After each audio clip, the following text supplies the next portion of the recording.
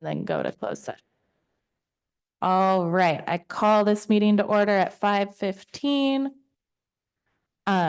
This is not a hybrid meeting, but we do Zoom the meeting. I don't have all the words in front of me. If you're watching this, we will be back at 6.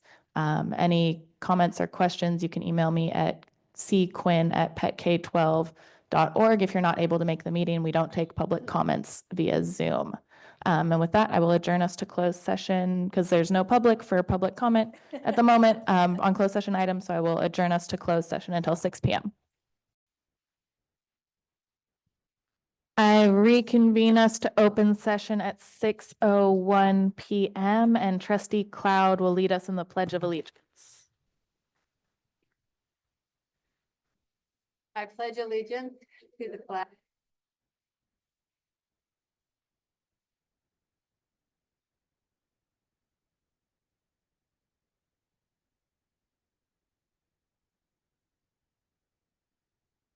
All right, we didn't take any action in closed session, so we will move on to special recognitions, reports, and presentations, starting with a report from McDowell Monarchs.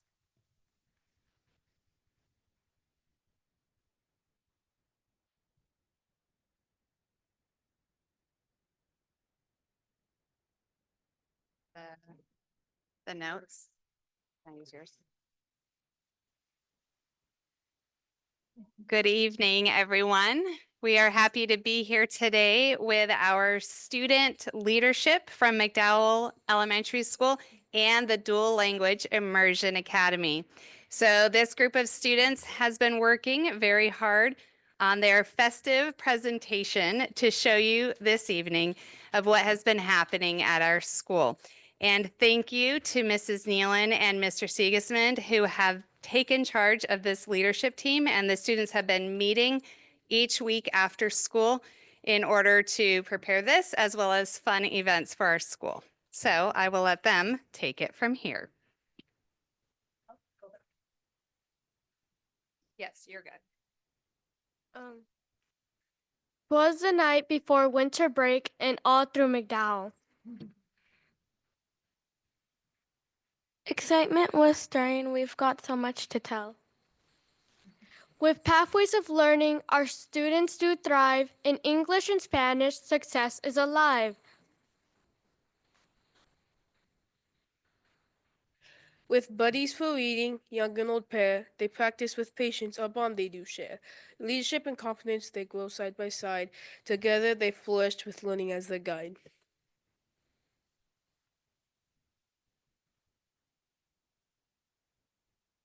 At the Ag Fair, we learned about crops and the earth. Our environmental field trips enriched with knowledge and mirth.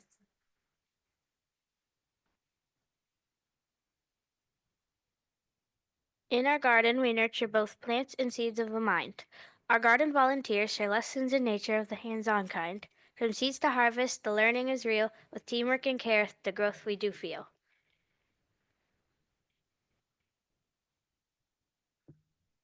With art docents guiding, creativity blooms, and VAPA supports the arts in our rooms. Our students explore, imagine, and play, bringing beauty and stories to life every day.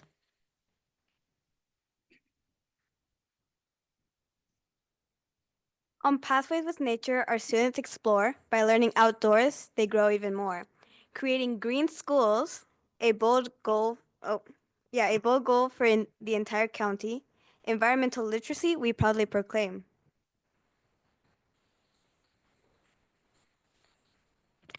Our jogathon spirit brought pride and delight. We raised just over 48,000, a magnificent sight. Oh, neighboring businesses, the support came in strong. Together we know how our teamwork belongs. Festive night lit with candles so bright. Dia de los Muertos brought joy and delight. Our students achieved with dedication and might. Quarterly awards brought their hard work to light. With effort and pride, they showed us their best, earning recognitions for passing the test. Costumes and laughter, spooky display. Our Halloween parade brightened the day.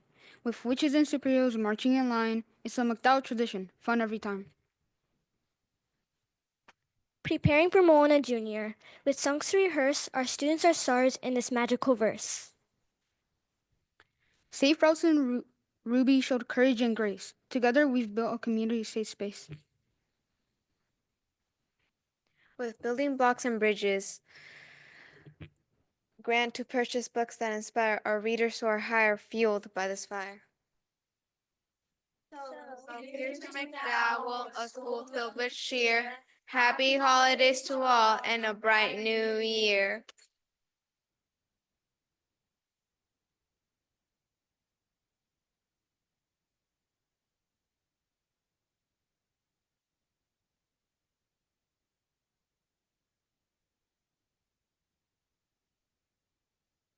Awesome. Thank you, McDowell. That was amazing. Yeah.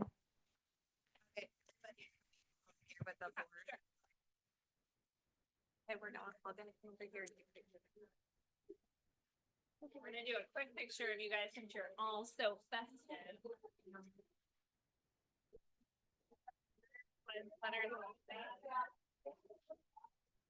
All right, you guys.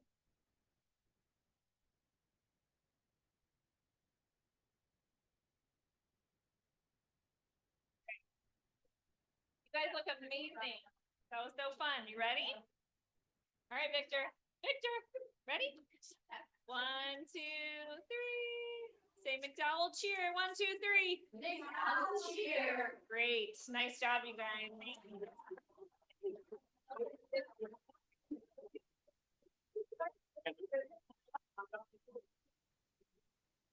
Okay. Okay.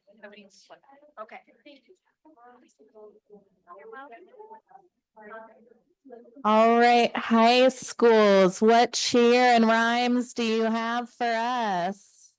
I'm just kidding.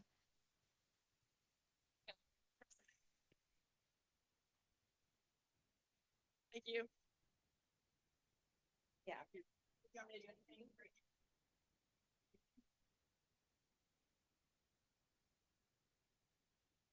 Good to go. Then you guys want to go to the next slide? You don't have to point it anywhere. Okay. Good. Thank you. Cool. Hello, I'm Ella Steiner. I'm representing Petaluma High School. Hi, I'm Lila Partridge, and I'm representing Casa Grande. Okay, so this is our report starting in about late September. So we're going to start off with our homecoming dance. At Petaluma, our whole homecoming was themed Olympics. So here we have some of our teachers standing on a little podium, and then we have an overhead shot of what the dance looked like. Unfortunately, I didn't have any photos of the in dance because all of our person, like our photographer who like took the photos, couldn't get back to me in time with the photos. But on the top right, that is our flyer that we posted on our Instagram with the theme revealing and the ticket prices. And then on the bottom right, those are our 2 assistant principals taking a photo with one of our background jobs at the dance, and they were chaperoning as well. Okay, next up we have Petaluma High School's homecoming parade. So each class had a different theme, kind of having to do with an Olympic sport. So seniors had surfing, juniors had boxing, sophomores had golf, and freshmen had soccer. So here's some pictures of the floats being built, and then here a picture of us in our senior spirit outfits on the float building day. And that was one of my favorite days of the school year because I just got to spend it with all my friends building our float. And then after that was the game. Oh. No. Oh, there we go. Okay. So on the left, this is Petaluma's game. It was once again USA themed for the Olympics. It was really fun. We didn't end up winning, but it's okay. The spirit was high. This is also our football game. Our theme was pink out, and we also had our homecoming royalty during halftime. In the middle-ish, those are our 4 homecoming winners who represent our graduate profile categories of personal vision, highly employable, civically engaged, and broadly literate. And then, yeah, so we won our homecoming game. Oh. Okay, next up we have Egg Bowl. Lila's gonna talk about this. We also won Egg Bowl. You can see the trophy on the top right. But we won the dance competition. Actually, there was no winners in that one. No, we had a mascot dance off, and Petaluma did win that. That's that picture in the lower right. Yeah. Egg Bowl was tremendous. This was actually the first and only Egg Bowl I will get to go to, and it was one of the best experiences for a football game I ever had. So yeah, it was awesome. Okay, now we have a more recent event. This was holiday market. They had holiday fair, just kind of a fundraiser to make money for clubs. Our senior class, we sold Shirley Temples to raise money for prom. That was a hit. Me and Olivia spent some time making those. And then, do you want to talk about yours? Yeah, so for our holiday fair, it's kind of the same general idea. A bunch of our clubs sold items, as you can see in the bottom right. That's Mr. McSweeney. He bought a Elroy's burrito donated by Elroy's by I can't remember if I believe it was the dance club that he bought it from. Our seniors this year did DIY Dutch, so that was awesome. Okay, this is something Petaluma High School does every year. We make snowflakes and we write each student's name on them and then we hang them up in the hallways. And the idea is that you can find your name on your snowflake and take it home. And so that's a picture of us coming in during our Thanksgiving break to hang them all up. And then that's kind of a picture of what they look like. And they cover all the windows of the hallway and it looks very pretty. Next is our Winter Spirit Weeks. Our Winter Spirit Week is currently going on right now. So today was On the Slopes. Monday was Grinch Day, so like wear green. Tomorrow will be Ugly Sweater. Thursday will be Candy Cane, so like wear stripes. And then Friday will be Holiday Jam, so wear PJs. And then ours was last week. So we had Grout Fit Day, On the Slopes, Ugly Sweater, Pajama Day. And then we had a day where you could bring a cup that was anything but a mug and you could get free hot chocolate in whatever your vessel was. And that was a hit. And yeah. So next is just a couple little updates and acknowledgments to some of our sports. Ryan Rice, Alex Giacomini, and Hadley Bushy all won all tournament at their respective basketball tournaments last weekend. And girls soccer won their game against Maria Creo. It was a hard fought game and the girls enjoyed playing in it. There's one more. So another cool thing that Casa Grande is going to be doing this year is we are getting a peace pole. A peace pole is a pole that is being donated by Interact Club with Rotary and displays the word peace in 8 different languages. Peace poles are customized to each location to ensure the proper demographics are included. Interact Club hopes to place their peace pole in the field next to the language classrooms as the pole represents inclusion despite any barriers. And then there's no pictures of this, but currently at Petaluma High School, we have our annual holiday cheer where we're collecting canned food items and snack foods and feminine products and donating them to COTS. So that's currently going on too. And that's it. Thank you, guys.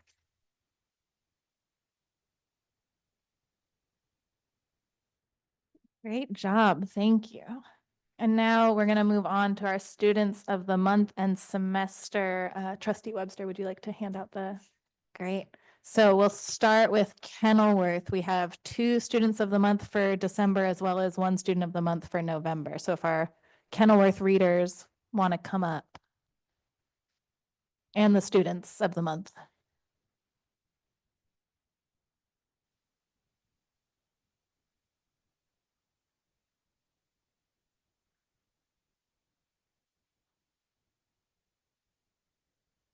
Okay.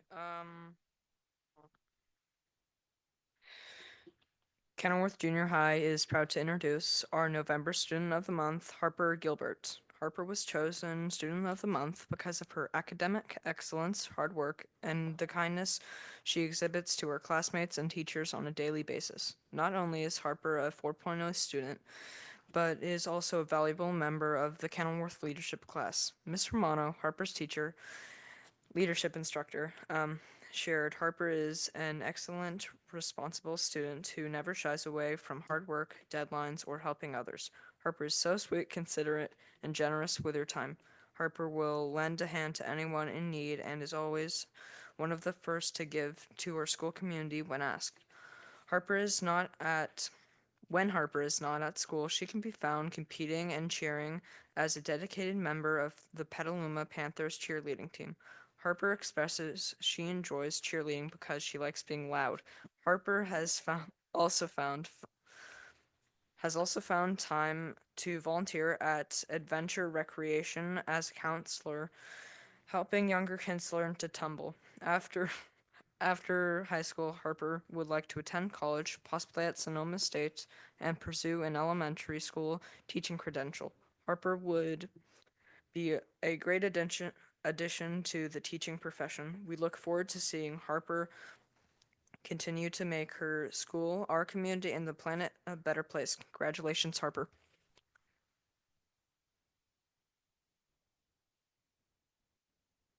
Congratulations, Harper. Do we have Harper's friends and family in the audience? If you can please stand, we want to applaud you too. We know it takes a village.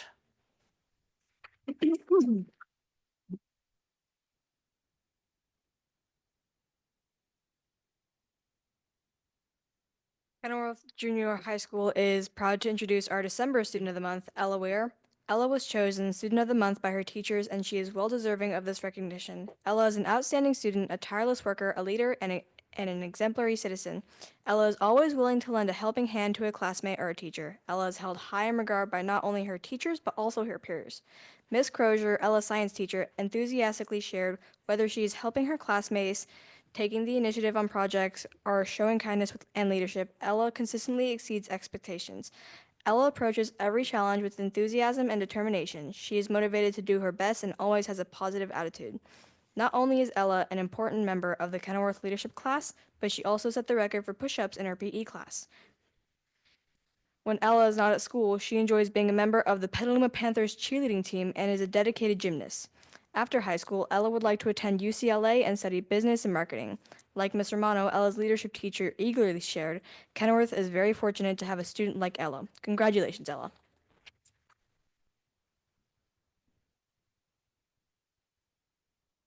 Congratulations, Ella. Do we have Ella's friends and family in the audience? Can you please stand?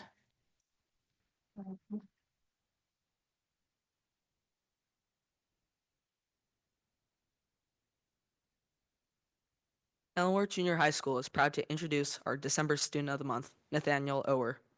Nate was chosen Student of the Month because he has consistently impressed his teachers with academic excellence, hard work, kindness, and helpfulness. Nate is truly Kenilworth's Renaissance man. Nate is a 4.0 student, an editor for the Kenilworth yearbook class, an athlete, a student of martial arts, and an enthusiastic reader. Kenilworth's yearbook teacher, Miss Patrick, shared Nate has been a huge asset in yearbook. He is conscientious, takes pride in his work, gets along well with others, and is an excellent role model. Nate is not afraid to express his opinions, is not swayed by peer pressure, and is mature beyond his age. I know I can trust and rely on Nate. Nate was the only 7th grader to be an editor last year, and of course, he's again this year. Nate is a gem.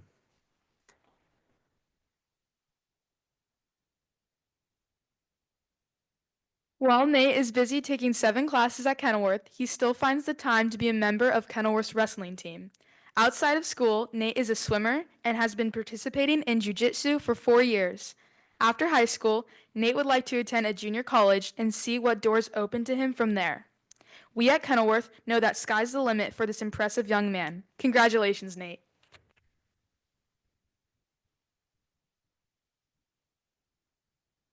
Congratulations, Nate. Can Nate's friends and family please stand so we can applaud?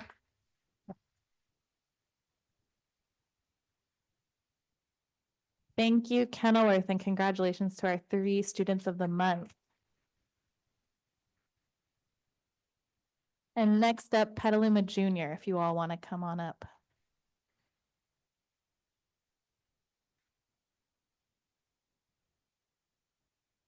Do I go? Okay. Petaluma Junior High is proud to introduce our December Student of the Month, Bella Fontana. Bella was chosen by her teachers as PJHS Student of the Month because she is incredibly driven and holds herself to high standards. Bella is trustworthy, responsible, and adaptable. Bella brings a positive attitude to everything she does. Bella is a member of the Safe School Ambassadors. She is passionate about standing up for others, and she leads by example. Her teachers appreciate Bella's effervescent personality and congeniality. The things Bella loves about PGHS are the community and the supportive teachers. Outside of school, Bella participates in multiple sports, including softball, soccer, volleyball, and basketball. Bella is looking forward to meeting new friends and teachers in high school. She hopes to attend a great college and pursue a career she loves. Bella's family is thrilled for and proud of Bella. They say that Bella always strives to do her best. Bella cares deeply for others and can always be counted on for a laugh.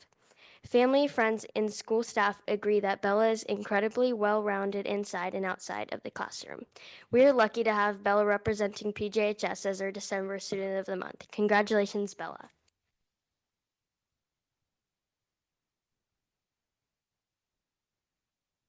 Congratulations, Bella. Do we have Bella's friends and family here? Can you please stand?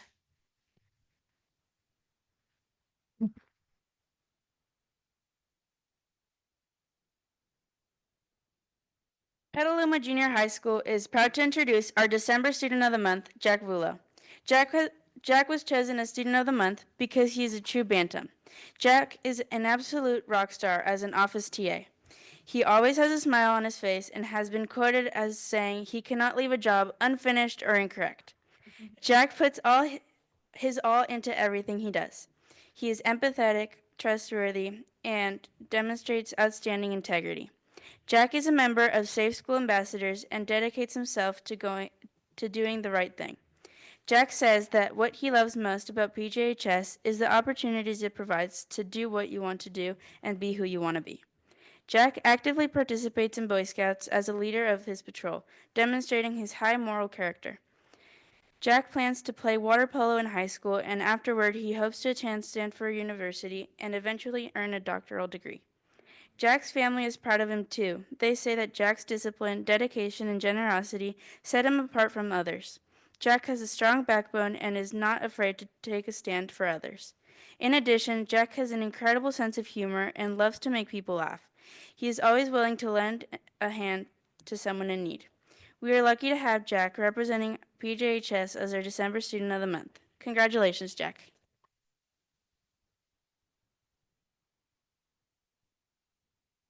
Congratulations, Jack. Jack's friends and family, can you please stand?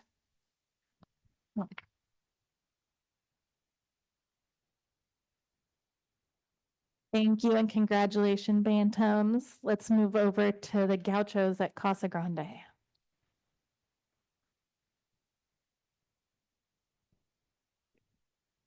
All right, so our first student of the month is Shreya. Shreya is a hardworking and dedicated senior at Costa Grande High School. Throughout her high school career, she has challenged herself through various honors, AP, and junior college level classes. Shreya is committed to serving her community at Casa Grande High School.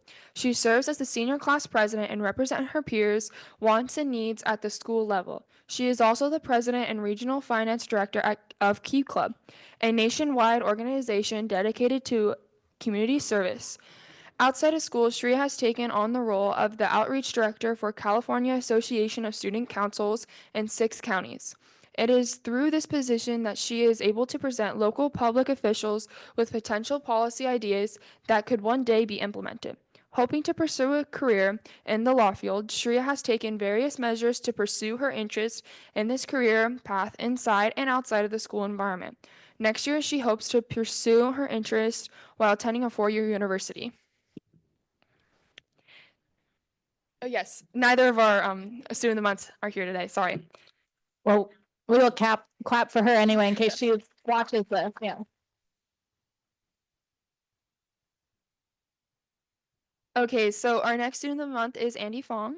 Andy Fong is a Casa Grande senior who has consistently challenged himself in taking a rigorous course load of 7 honors classes, 13 APs, and 12 SRJC classes. He plans to study computer science in college, inspired by his experience studying machine learning at the UC Cosmos program during his junior summer. During that time, he started a research project in computer vision, working on advanced novel research in Gaussian splatting with with supervision from an assistant or an associate CS professor at UC Davis and his grad students. At school, he shares his love of computer science and math with peers, leading the computer science club and teaching various topics in AI and calculus. He also works as an intern for CAPS, Climate Action Pathways for Schools, in order to make PCS more sustainable for everybody, and volunteers as an instructor for the nonprofit Bit by Bit Coding, teaching the basics of web and game development to middle schoolers. In his free time, he likes to play tennis, produce hip hop music with his friends, practice chess, and plot against his older brother Alan. Currently, he is working on his research paper with other Cosmos alumni, and in the future, he wants to pursue a career in computer science research. And he is extremely thankful for the friends, family, and teachers that have enabled him to succeed.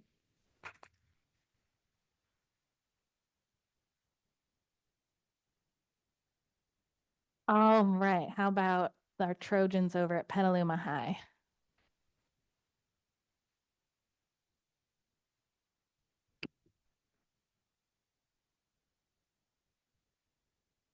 Okay, first up we have Trevor Dunn. Trevor is a four-year member of the Petaluma FFA and has maintained a 4.0 GPA this semester while also serving as an FFA officer.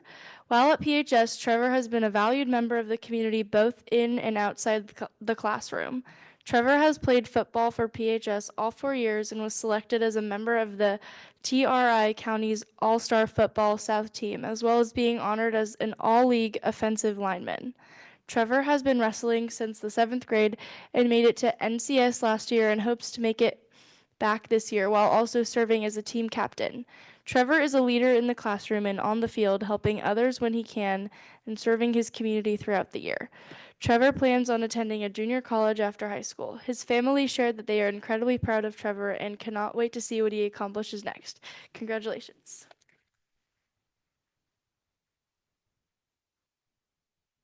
Congratulations, Trevor. Do we have Trevor's friends and family in the audience? Can you please stand?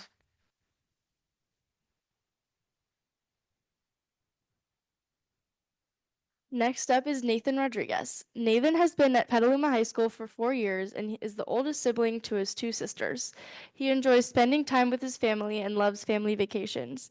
Nathan has been part of the very loving cross-country team as a very strong runner, excelling in the 3-mile races at Petaluma High School for all his 4 years. As a leader, he is the team captain and he will miss everyone that made the sport such an amazing time. Nathan has managed to keep strong grades for his 4 years and has over a 4.0 GPA. Nathan's teachers all describe him as a role model in class who does excellent work.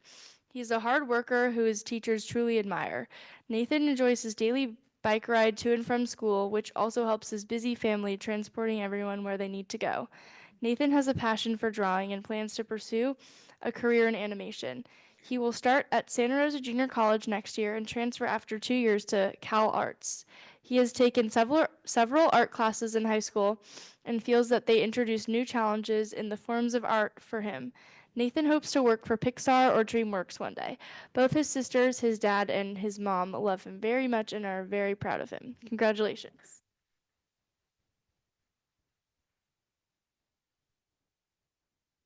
Congratulations, Nathan. Do we have Nathan's friends and family in the audience? Can you please stand or wave your hand?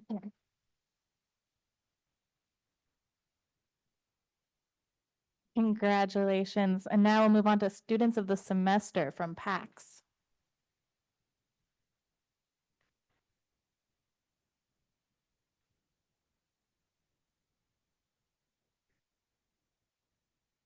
At Petaluma Accelerated Charter School, we are pleased to honor our 7th grade student of the semester, Luke Leeser. Luke sets the standard for what it means to be a student at PAX. He is hardworking, diligent, respectful, and kind, and exemplifies the qualities and characteristics we value as a school community. Luke consistently strives for academic excellence. No matter if it is working independently or in a small group, Luke brings his best effort and positive attitude toward learning. His inquisitive nature supports his hardworking demeanor as he is constantly looking for ways to expand his understanding to draw meaningful connections between the concepts of study. Luke is a humble student who celebrates his peers' successes while quietly appreciating his own. Something that should be noted about Luke is how genuine and kind he is. You could always count on Luke to have his smile on his face and help out whenever is needed. Luke's positivity is contagious and his zest for life is evident. Luke's parents shared that Luke has a genuine interest for learning. From a young age, they remember him choosing books about space, history, and science. As he got a little older, they learned that he loved the joy that comes from academic discovery.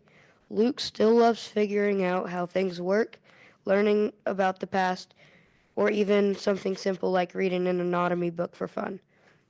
A second trait that they find inspiring in Luke is his intrinsic desire to put his best foot forward. While they are proud of his academic achievements, they feel it is even more important that he values his best effort in everything he does. We are all very proud of you, Luke. Congratulations and keep up the good work.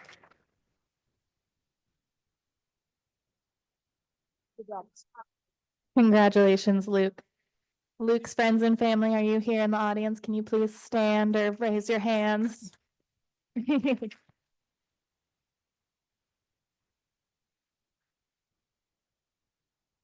Okay, and for our 8th grade student of the semester, we have Josie Brady.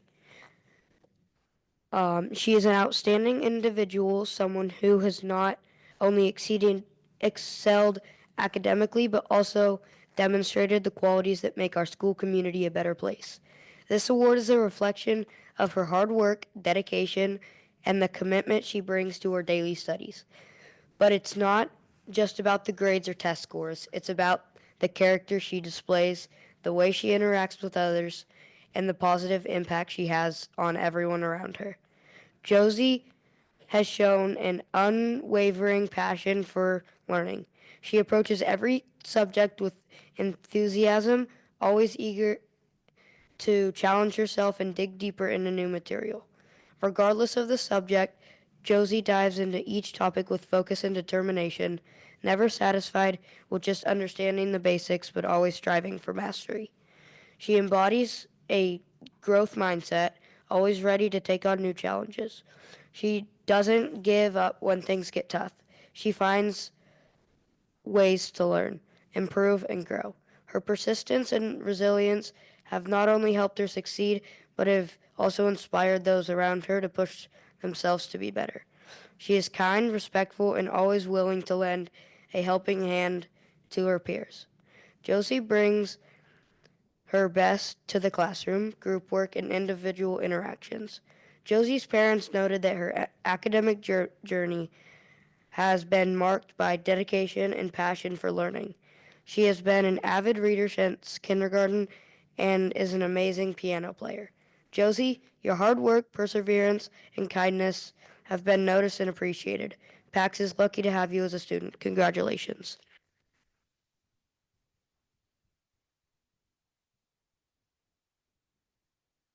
Congratulations, Josie. Do we have Josie's friends and family in the audience? Congratulations. Congratulations to all of our students of the month and semester. We're going to take a 5-minute break, but I want a picture of all of the students of the month and semester up here before. So we will reconvene at 6:40. Because it's already 6:41. I'm reconvening our meeting. Trustee Cloud and Jen. Sorry. And now we will move on to our presentation of the first interim budget. Thank you.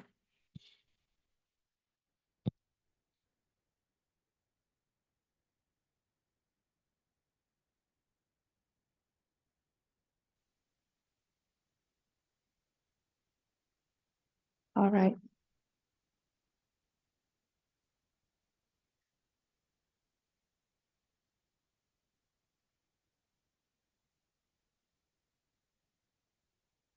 that better? All right. The only thing better than hearing about first interim once would be in surround sound. So, all right. Tonight, we bring forward our first update to the fiscal year 24-25 budget, also known as the first interim.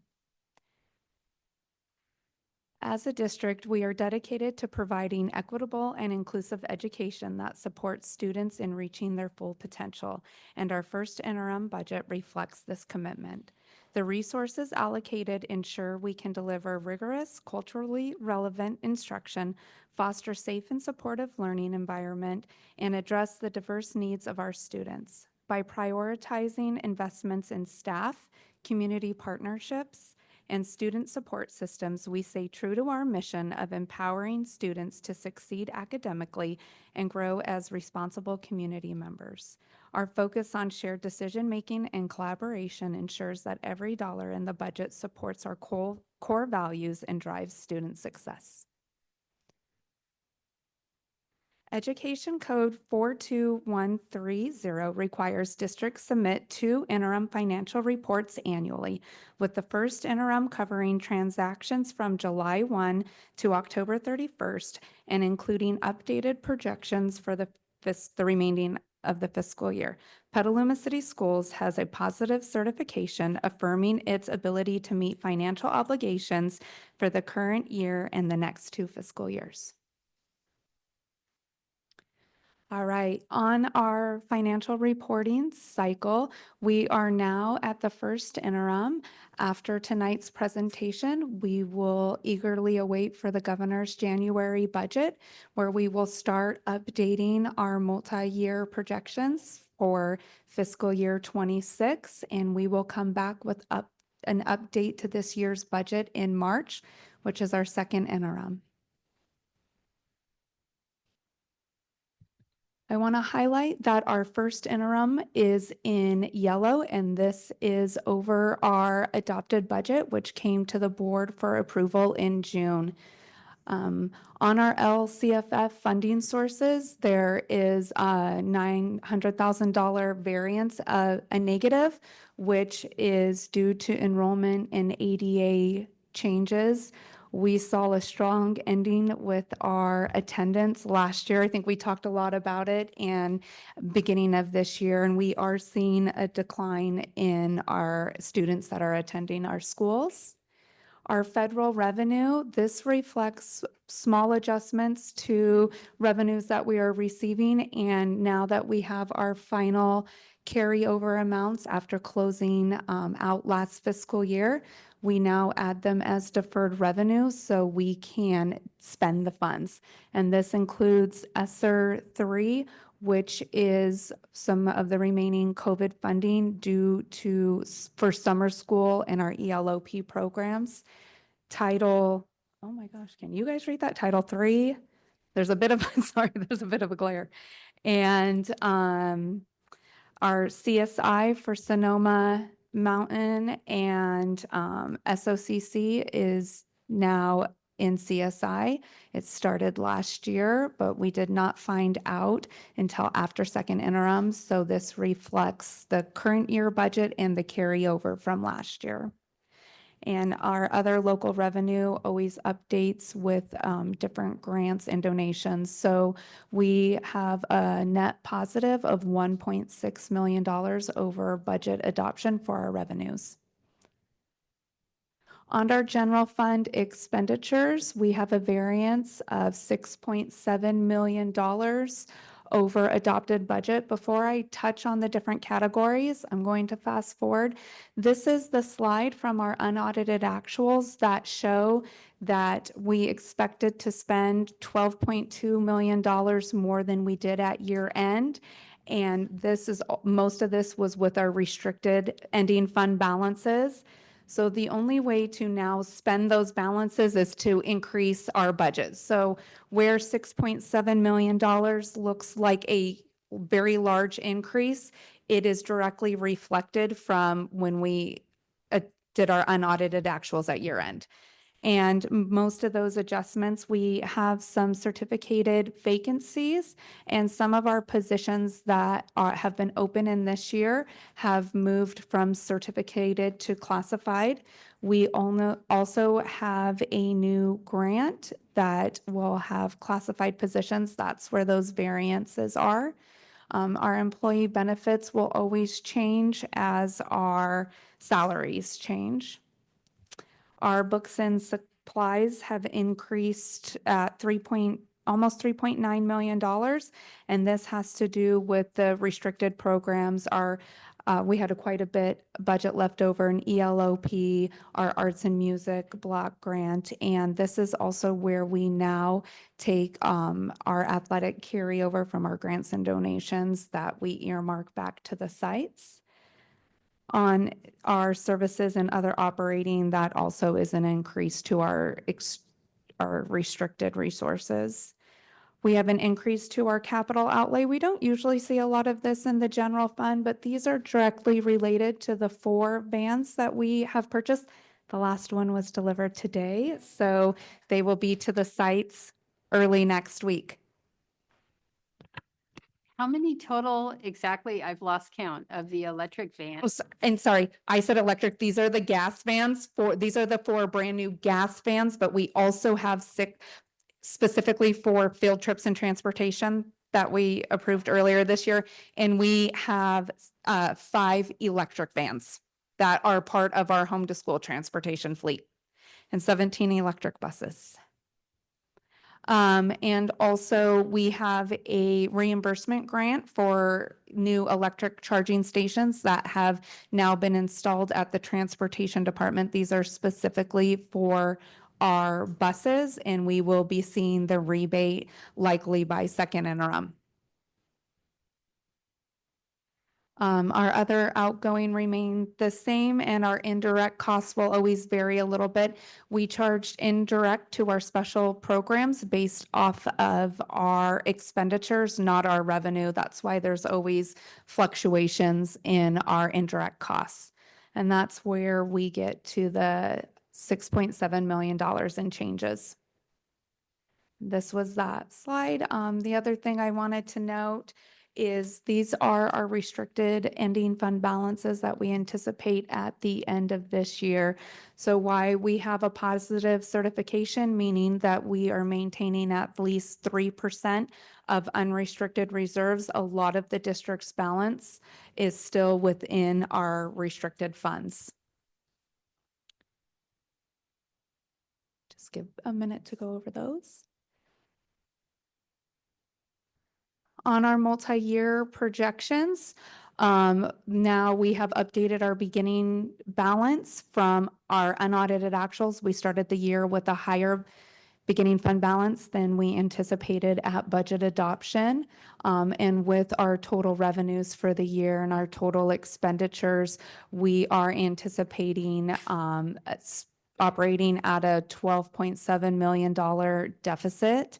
This is a deficit due to all of our restricted balances. Well, it's something we want to maintain. It is not considered a structural deficit at this point. But as we continue our conversations, we want to make sure that we're spending our most restricted dollars and spending those down and really trying to offset and save as many as our unrestricted funds. And this is the balances of our unrestricted and our restricted funds. I would like to note that fiscal year 26 or the 25-26 school year, this does still have a $2 million cut in salaries, which we have been talking about last year and this year. The difference over budget and first interim is we have now included the anticipated cost of the new bell schedule into our multi-year projections. So we talked about using some of our restricted funds and other fundings in the first 2 years. This shows that we can implement the bell schedule and still maintain our 3% reserves at the end of the 26-27 fiscal year. And these are our ending fund balances in our special funds. One thing to note down that we are spending down our Fund 13, which is our cafeteria fund, but that has been, well, we are legally required. You can only have 6 months of operating costs in your special cafeteria fund, or you have to have a state approved plan. But also we're implementing this year the new, our new program where we are no longer contracting with Rev Foods at our elementary. And it's going very well. We have a lot, right now we've implemented a hot meal and the salad bars, and Brian, the director of food service, is continuing to work on a plan. And we're also seeing that as our food service is up by almost 50%, we do need to also look at the staff, what type of staffing we need. So it's great to have this, this balance in order to increase as we need. In our general fund, we also have we have a dishwasher grant and a couple other local grants to help our elementary schools be able to offer better service within the school. Other than that, last year we opened our deferred maintenance fund. We still have not, yes, we still have not made a contribution to that. I plan at sometime this year coming back to the board with a resolution on what type of plan we want to see for our deferred maintenance. I think this is going to become even more important as we bring on as we finish our facilities master plan, and then we bring on our bond implementation plan to really spell out how we want to use our different funding sources, including our capital facilities fund. There is an expiration to AB 1303 in the end of December, which changes the way that you can collect your developer fees and legal requirements on when they need to be spent. We are working with DWK, and they expect to put out a guidance this week. There was some discussion that we may be looking at a resolution, but they don't feel like we're going to need to do that. So more information to come likely in January on what we need to do to make sure we are following the updated language in the expiration of the Assembly bill. Other than that, we have our Fund 40, which is our reserve for capital outlay fund. This is something that right now is sitting a little stagnant. That what you see there is interest earned, but really we need to start looking at long-term for that. There's been a lot of conversations like with the technology department on how we will be redoing our refresh of our technology. And I'm going to bring it back to the facilities master plan because technology is included as part of the facilities master plan, and it is in our bond language. So I think this will be part of a bigger conversation of how to best use these different pots of restricted resources in the future. Other than that, not any major changes to any of the special funds. So that was the overview. I'm happy to back up to any slides you would like to discuss in further detail. Any questions or comments? I had a question, and I didn't see this in the larger budget document. If you could go back to where you had it noted, it was one of the first slides about the athletics carryover. I had never seen that. We keep hearing about the fees for athletics and transportation, all those things. Can you talk about that? Yes, so we had on this carryover specifically with the changes that we made last year, it really reduced our carryover so we were able to earmark it for, as I said, under the restricted. Most of it was under ELOP, but we did have between the comprehensive junior highs and the two secondary high schools, there was $194,000 of carryover from last year. And those, the reason why those are carryover funds is that they are donations from parents that were specifically for athletics. And those were donations that were not spent. And so then how how can they be used now? Or how are they being used now? So they have now been added to whichever school, I don't have the breakdown of which school, but what school they belong to. They have now been posted to their site budgets, specifically in their athletic accounts that can now continue to be spent. Yep.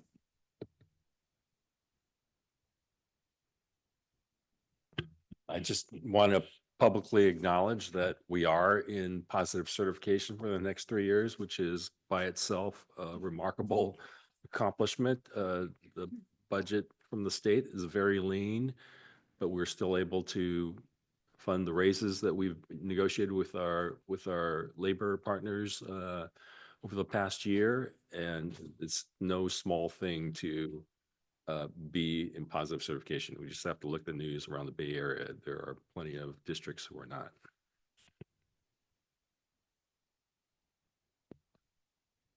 All right, thank you.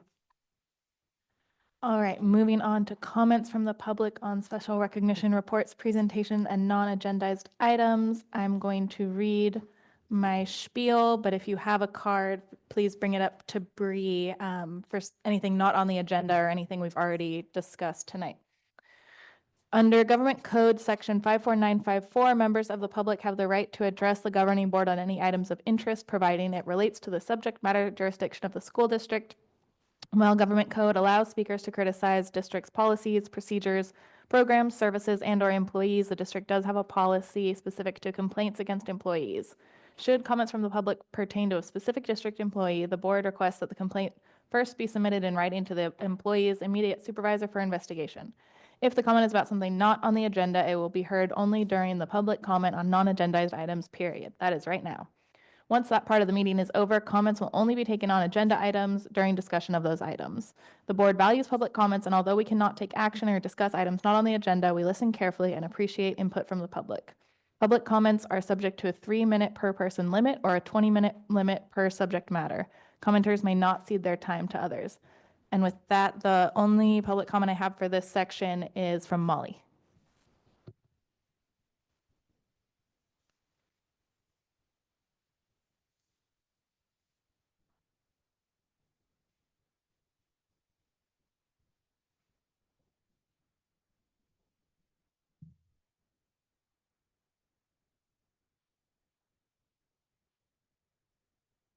Hi, my name is Molly Lunabus. I teach art at CASA.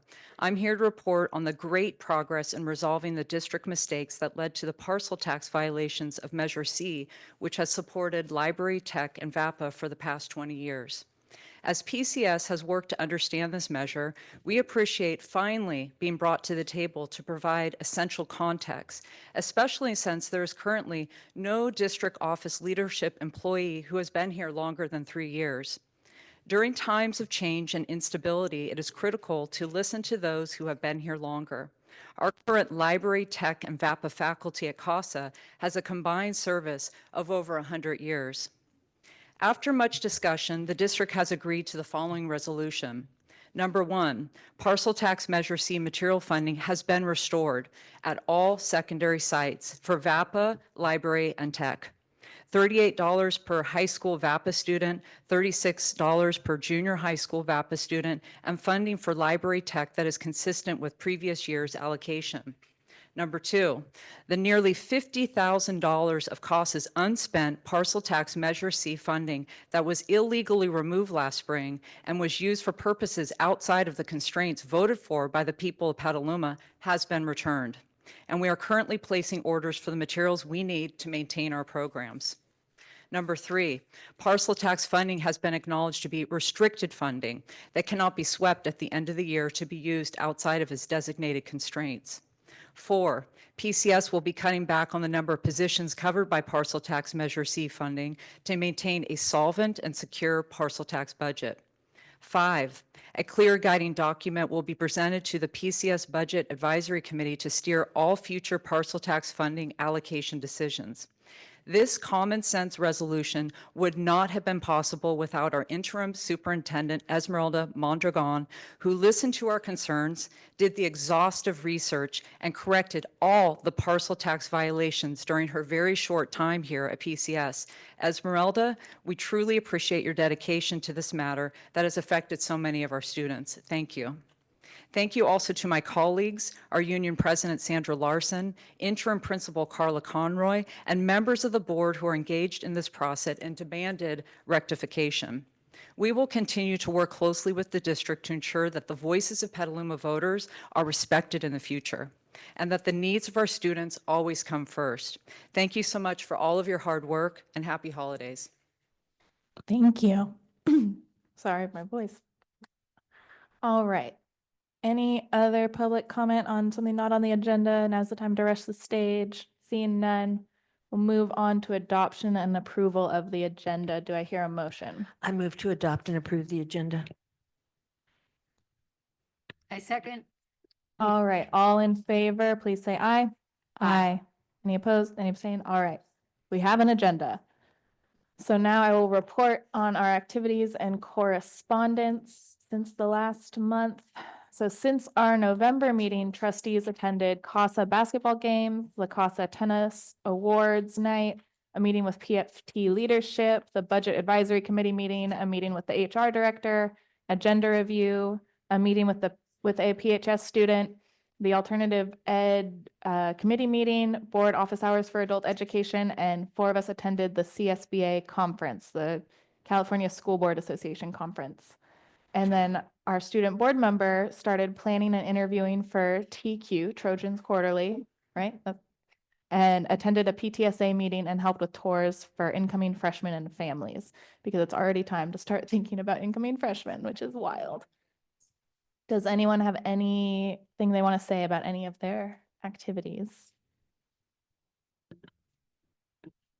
I just want to comment on the CSBA conference this year. It was down in Anaheim. It was really good. There were several workshops that I attended that I really found really helpful. And one of them was on AI. It's easy to see that AI is a mystery to me because of obvious reasons. And so, but it was really, really informative. It was very helpful in realizing that, I don't have a choice here. It's here, it's very much, who knows where it will go. And the important thing that they talked about was basically getting ready for it, embracing it, and thinking about how we can use it for good. It will always be used for bad, but there are things that we can do. And so it was really instrumental for me in particular. The other thing that I went to was an incredible presentation from San Bernardino City Schools Student Board representatives. Yes, and I need to talk to you and all of them, and about how they organize it. And it was so cool because they ran the meeting completely, the workshop, and the way that they're huge. They have 45,000 students. They have 9 high schools. So, but they have a representative at each high school. And they also, just the way that they choose their student board members, but what is most appealing to me was the way that they use the student board members during meetings, the trainings, getting the simple thing like an agenda review, where they invite the students to come to an agenda review and you go over it with them, so that if they have questions like, what is an interim, first interim? And then what are you going to be going over? Just so that they can kind of be familiar with the agenda, so that when you're here, you can ask questions. And then having dedicated time for you to ask questions, trainings, all kinds of stuff. And they were absolutely fabulous. So that was a really cool thing. And that's all I have to say.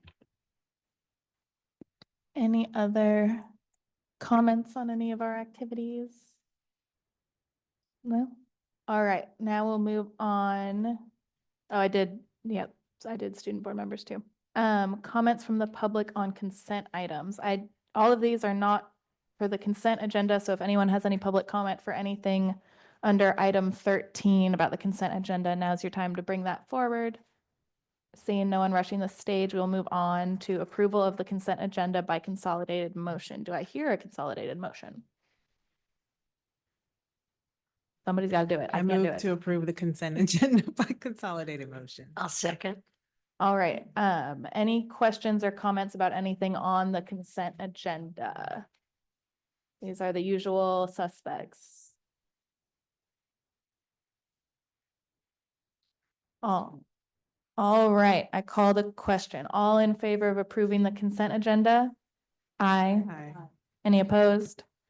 All right. Hearing none, the consent agenda passes. So now we're moving on to comments from the public on action items. And I believe that is what my stack here is. So especially if you're here about the MOU, now's your time to bring the card forward to Bree. We have 8 comments, so that means everyone gets 2.5 minutes each, except we're going to start with Cecilia, who is getting her comment translated. So that'll be 5 minutes to account for the translation time. So Cecilia, you're up first. Oh. Yeah, that's a good question. Who's translating? Oh. And maybe I know there are translators on Zoom. Yeah.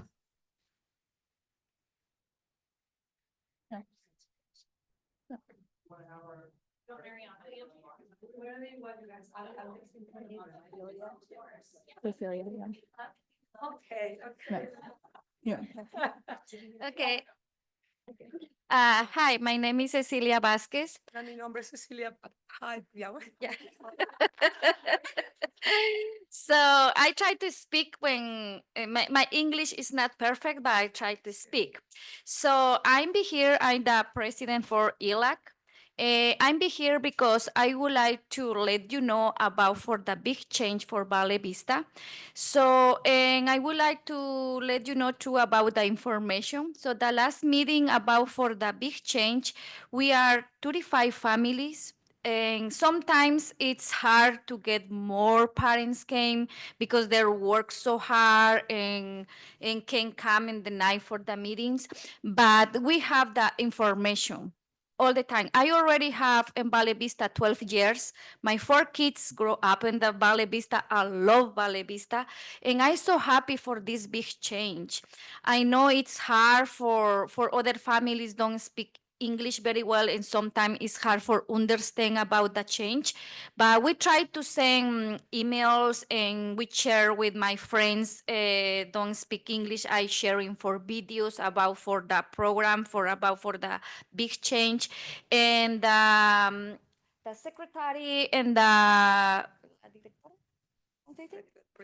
the principal, Miss Angie, the secretary, they made a good job because they're saying all the time information in the parent square, in the red folder, the same information in the red folder with the kids. So we have a lot of information. Sometimes some parents is missing because they don't check the emails or don't check the parent square, but we have a lot of information about for this change.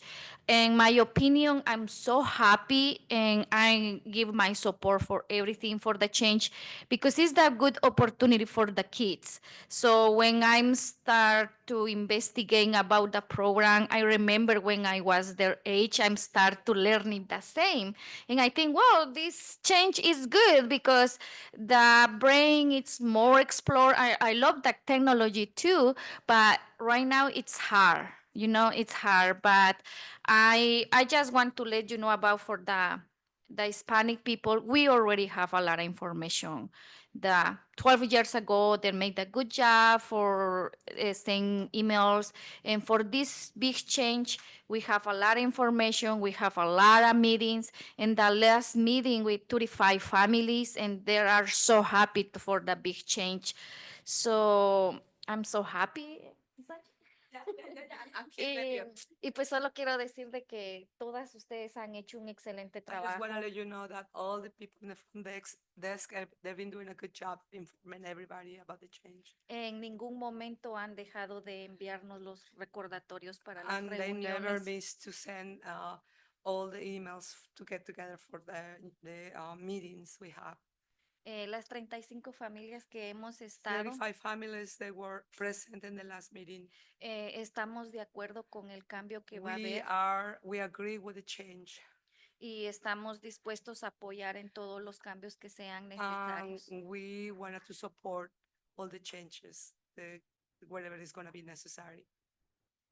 That's it. Thank you. And your English is amazing, for the record. Yeah, thank you. All right, next up, Nicole Mathers. Yeah.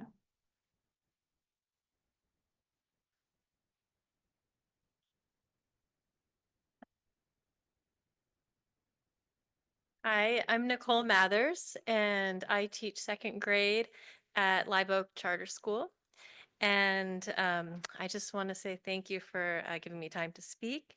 I'm very much in support of Live Oak Charter School becoming a Petaluma City School.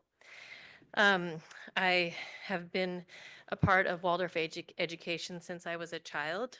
I attended the San Francisco Waldorf School, and I have raised 3 children through Waldorf education.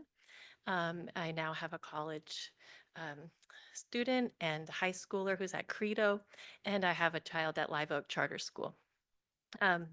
Live Oak Charter School is a child-centered, academically rigorous school where students are learning and being creative daily. Because it embraces UDL, Universal Design Learning Principles, subjects are brought in a variety of ways that engage all types of learners.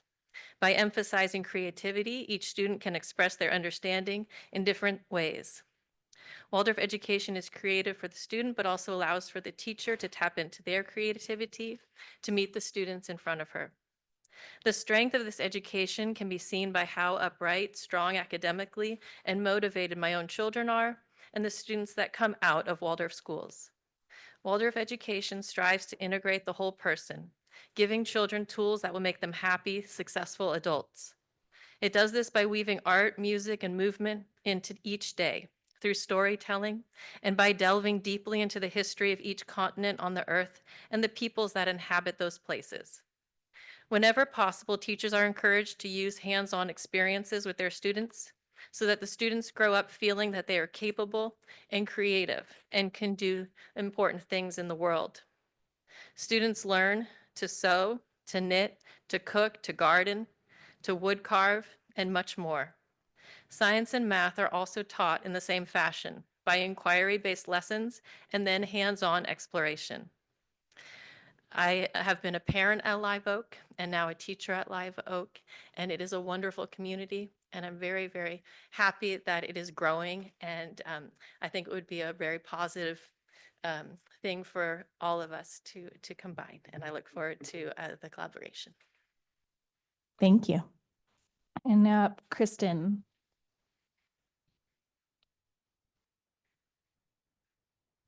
Hi, thank you. My name is Kristen Walter. I'm the chair of the board of Live Oak. I'm a parent of 4 kids who are attending Live Oak. And I just want to say, I'm speaking, we tried to organize ourselves out of compassion for you.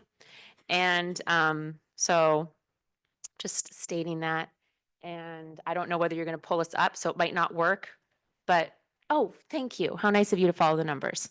It's been wonderful partnering with the district and the Valley Vista team.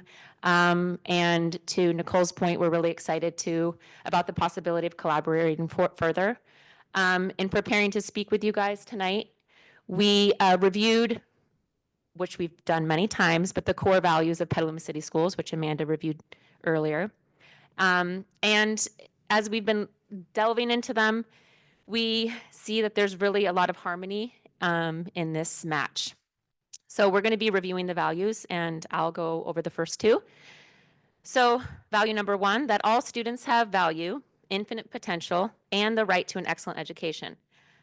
Through the development of multiple internally sponsored charter schools in Petaluma, The district leadership has demonstrated innovation and a commitment to providing options for families. We believe that the Waldorf approach will be a welcome and effective choice for district families and an opportunity to expand excellent education in the district. Value number 2, all students learn in a safe and caring environment where they are motivated to do their best work. Families enroll their children in our school for a variety of reasons, ranging from a desire to preserve childhood, preferring a low-tech environment, to the desire for a rigorous education. Through annual surveys, parents report that their children find meaning and motivation through the Waldorf practice at Live Oak. And the next values will be by our next speaker. All right, thank you. And next up, we have Dr. Linda.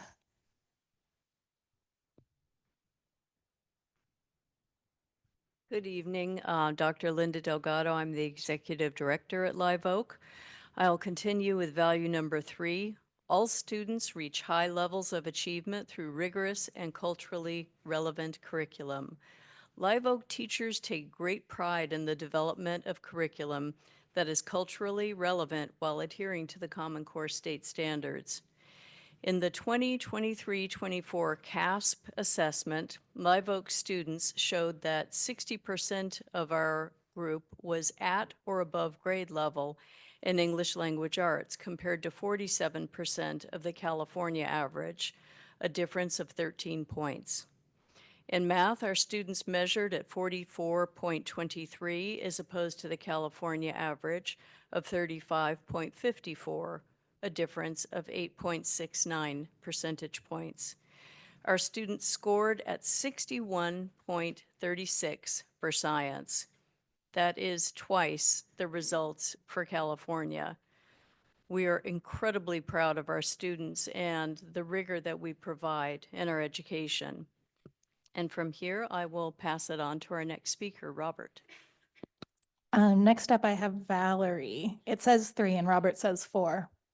So I'm happy to, is Valerie okay? Go for it, Robert. I'm just making sure y'all know that I wasn't putting They gave me a script, but I'm going off it. My name is Robert Bunce. I'm the treasurer of the Live Oak Board. I've been in public education for 30 years. My education started here in Petaluma. I'm a graduate of Valley Vista and graduate of Petaluma High School. When it came time to choose an elementary school, I chose Live Oak for my 3 kids, knowing all the different things that are out there for our kids in public education. One thing I love about Live Oak is our ability to serve every single child. We have a saying at the school for these kids in this time and in this place. And each of our teachers and our whole community takes that to heart and finds the way to meet the kids where they're at and provide them the education they need to succeed. And you heard the results from Linda. Your priority 4 is diversity is an asset that strengthens and enriches our community, our learning community. I'm confident in our ability to move to Valley Vista and take on a more diverse community. Looking at all of our subgroups in the state test, we are within 1 or 2 points of all the different subgroups for California. Before I leave, I also just wanted to say a thank you to Tony, Amanda, Amy, and Jason, who spent so much time working with us, building a foundation of trust that our school and our community can be proud of and move forward with and bring success to all students. Thank you. Thank you. Next up, Valerie. Good evening. Thank you so much for hearing me. I come here as a resident of Petaluma and as a parent to 2 kids. One is at Live Oak, will be there next year, and as a board member as well. So for values 4 and 5, I just want to kind of show how we're feeding into those nicely. Value 4, the community supports the educational program. It is engaged as a partner and resource in student learning. we're really fortunate that we have a very engaged and committed family community. Our school leverages skills and capabilities all across the board in our parent community. It's incredible to watch people step forward as classroom aides, as field trip drivers, as gardening help, and that's just to name a very few things out of many. Family education is really critical in Waldorf school, in our Waldorf school, and to any Waldorf school, and our teachers each provide at least one evening each year dedicated to that purpose. Value 5, district employees are dedicated to student success and operate as a high-performing collaborative team.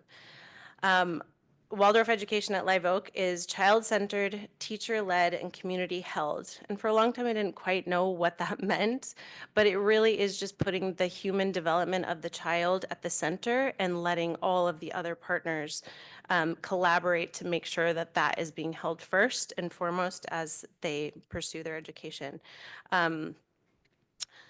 Collaboration is obviously key across all of that, and that includes families, teachers, aides, administrators, and a great deal of trust enables us to rely on each other to make sure that that happens. Thank you. Thank you. And next up, Andy.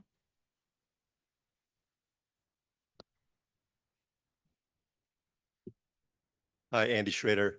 I'm a parent at Live Oak. We got a second grader and a fifth grader at Cherry Valley. We moved to Petaluma from the Agora Hills Public Waldorf School, and we actually moved here just so our kids could attend Live Oak. Value number 6, shared decision-making is valued, and active participation from all educational partners is critical to student success. All elements of the Live Oak School involve a lengthy process of working with all stakeholder groups, including the classroom coordinators, administrative team, parents, and the parent-led board. Consensus is the goal for each of these, which involves intentional conversations with ample opportunity for input, feedback, or questioning. Live Oak's ambitious, value number 7, parents and caregivers are recognized and engaged as partners. Live Oak's ambitious program would not be possible without our families. Having said that, families participate in ways that stretch from simply bringing their children to school in the morning to service on our parent-led board, itself a significant commitment in terms of time and effort. All families are welcome to work with us, but none are required. Thank you. All right, and then Jessica.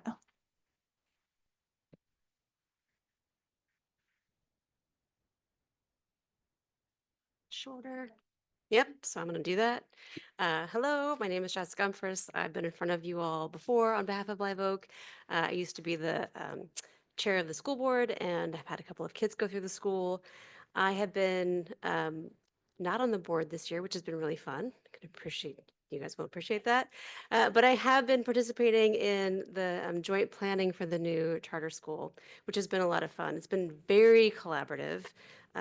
Both here within Petaluma, but also in the wider public Waldorf world. Well, I'm going to say hats off to our district colleagues and our Valley Vista colleagues who are here tonight, who have been collaborating with us for months and months.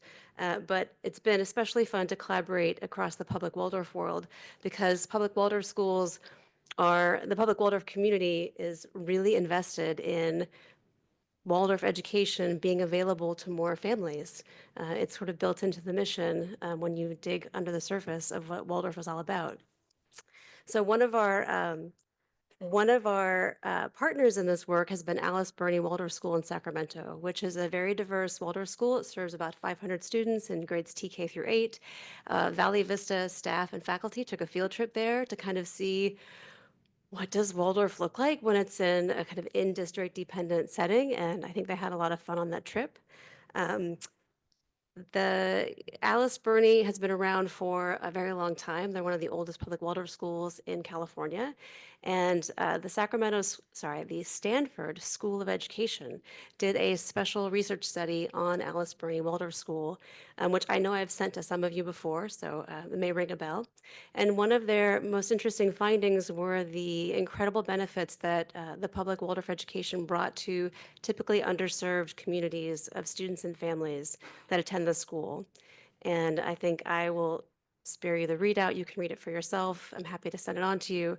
But I think what I'd like to say is that we are really excited to be able to expand what Live Oak is doing in deep collaboration with both Petaluma City Schools and with Valley Vista to offer this to an expanded community of students and families here in Petaluma.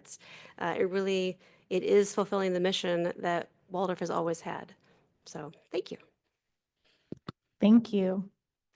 And are there any other public comments on any of our action items? I'm only asking because some people came in. If you can hand it to Bree.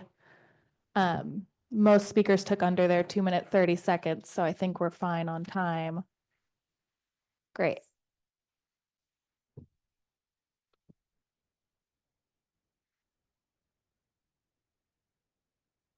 All right, first up, Patrick. I'll try and be brief and blunt. I have an 8th grader about to graduate from Live Oak. Nevertheless, I'm sort of deeply rooted in the local community. And I believe that at this time, our community, our state, our country, and our world need desperately young people who are compassionate, caring, whose educations have been informed by positive sum collaborative decision-making processes and restorative justice. And in my nearly 60 years of watching kids grow up in different forms of pedagogy, I've never seen a forum quite like the Waldorf-inspired one to produce a healthy crop of those kind of young people. And so with that in mind, I say, please, please, please support the continuation of this process. Thank you. Thank you. And next up, Stacy. Hi, I'm Stacy DeGoyer, and I have 2 daughters that have graduated from Live Oak. One is at Cal, and the other one is at Petaluma High. They actually have a Waldorf education, so they don't get so nervous when they're speaking in public. But I just want to say this is a dream come true. The Live Oak community has been working for a very long time to have a home that's a campus that's a full-fledged school. And so I really hope to see this board move the MOU forward and that this becomes a beautiful opportunity for all of Petaluma. Thanks. Thank you. And then Blythe.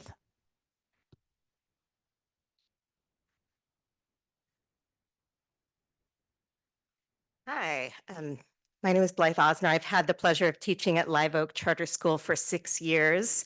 When I joined the faculty after teaching in a more traditional setting, I was unsure if Waldorf education was for me. Since then, as a middle school teacher, I've seen the positive impact of this humane and connecting way of teaching. Because I stay with my class from 6th grade through 8th, I get the chance to really understand my students' learning needs and respond over time. In my current 8th grade class, I am seeing the tremendous growth that they've made as thinkers and writers and collaborators in our 3 years together. And I think that's partly because they've been able to do that together and for us to keep building on the work that we do. I also really love the emphasis on the student-teacher relationship in our practice. I have time to listen deeply and to walk with my students through both the high points and the low points that they encounter in middle school. In our time together, they've sat together in restorative circles together to listen with empathy, to talk with care about difficult and controversial topics, and to repair relationships after significant harm was done. I know that all of this is work that's being done beautifully in classrooms all across Petaluma City Schools. Our Waldorf way is one way that gives us as teachers the tools to support our students to grow as human beings with the skills to meet the challenges of the 21st century. Thanks. Thank you. All right. Now we are moving on to our action items, and the first one is under Business Services, approval of the McKinley Modular Classroom schematic design. Amanda, can you tell us about this? Yes, so McKinley Elementary has experienced significant growth in its TK and kindergarten programs, requiring additional classroom space. After a review process starting in 2020, the project was then prioritized in March of 2024 and approved by the board in October to work with Gelfand Partners Architects on a schematic design.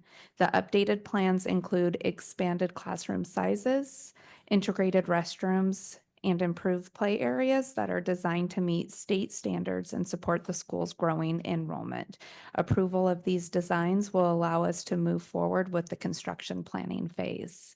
So we just wanted to attach, there were meetings with the architects, district administration, site administration, teachers, and classified staff on the updated schematic design. One of the changes over the original building would have been 3 buildings, but after doing an analysis of the site, the portable where SOCC is a beautiful, and I say portable, but it is not going anywhere. It would cost $400,000 to move it. It is sunken down in, and the teachers in the program are very happy with it, the building, and they were actually nervous that we were like, well, we're going to rebuild. So we will do some upgrades to that building specifically. So now we have 2 classrooms that fit in between, classrooms where, and everything fits perfectly. We are at the 1350 square feet, and it has the the bathroom. So when the state does release the implementation of how to apply for Proposition 2 funds, we believe that this project will qualify for whatever the matching funds look like, and you will be able to apply for them retroactively for projects that have already been started. All right, any questions or comments on this one? No? It's really cute seeing the drawings with the little 2-foot counters, like. All right, do I hear a motion? I move to approve the McKinley modular classrooms. I second. All in favor? Aye. Any opposed? All right, the design is approved. Moving on to approval of the proposal for architect and engineering services for adult transition program portables from DTA. I'm going to do it in the right order this time. Can I hear a motion? I move to approve the proposal for architectural and engineering services for adult transition program. I second. All right, now that it is officially on the table, Amanda, tell us about this one. I always do one out of order, just to be spicy. That's okay, it's fun. All right, so one of the reasons why you are seeing this item on action and not up under our consent is that this is not a project that has been discussed with the board at any time. We're bringing it forward as a new project. The district's adult transition program, currently located in 2 portable classrooms at San Antonio High School, faces space and restroom limitations due to growing enrollment. We would like to install 3 new portable classrooms at Casa Grande High School, equipped with restrooms, a kitchen, and laundry appliances. This proposed site near Sonoma Mountain Building already has the necessary utilities to move forward with the project. If this is approved by the board, DTA will begin work immediately, starting with site assessments, schematic designs, required surveys, and progressing through the design and construction phases to ensure timely completion and compliance with district standards. We too would have a design committee. One of the things that we need to look at, because of the type of buildings that we would need to meet the needs of the program, we will likely need to get shells, and we do not know right now. We would like to have this in place, all approved by August of next school year. So we do not know if our options are going to be lease or purchase portables at this time. That is one of the things that DTA will do to find what is closest to what we need in order for us to add and remove things. And then for a timely matter, we currently do not have any space available district-wide to house all three classrooms at an age-appropriate setting. Our only alternative for 3 classrooms for next year would be Petaluma Junior High, and these are for our adult learners. Any questions or comments? Go ahead. Is this part of the bond? Is that how it's going to be paid for? Is it different?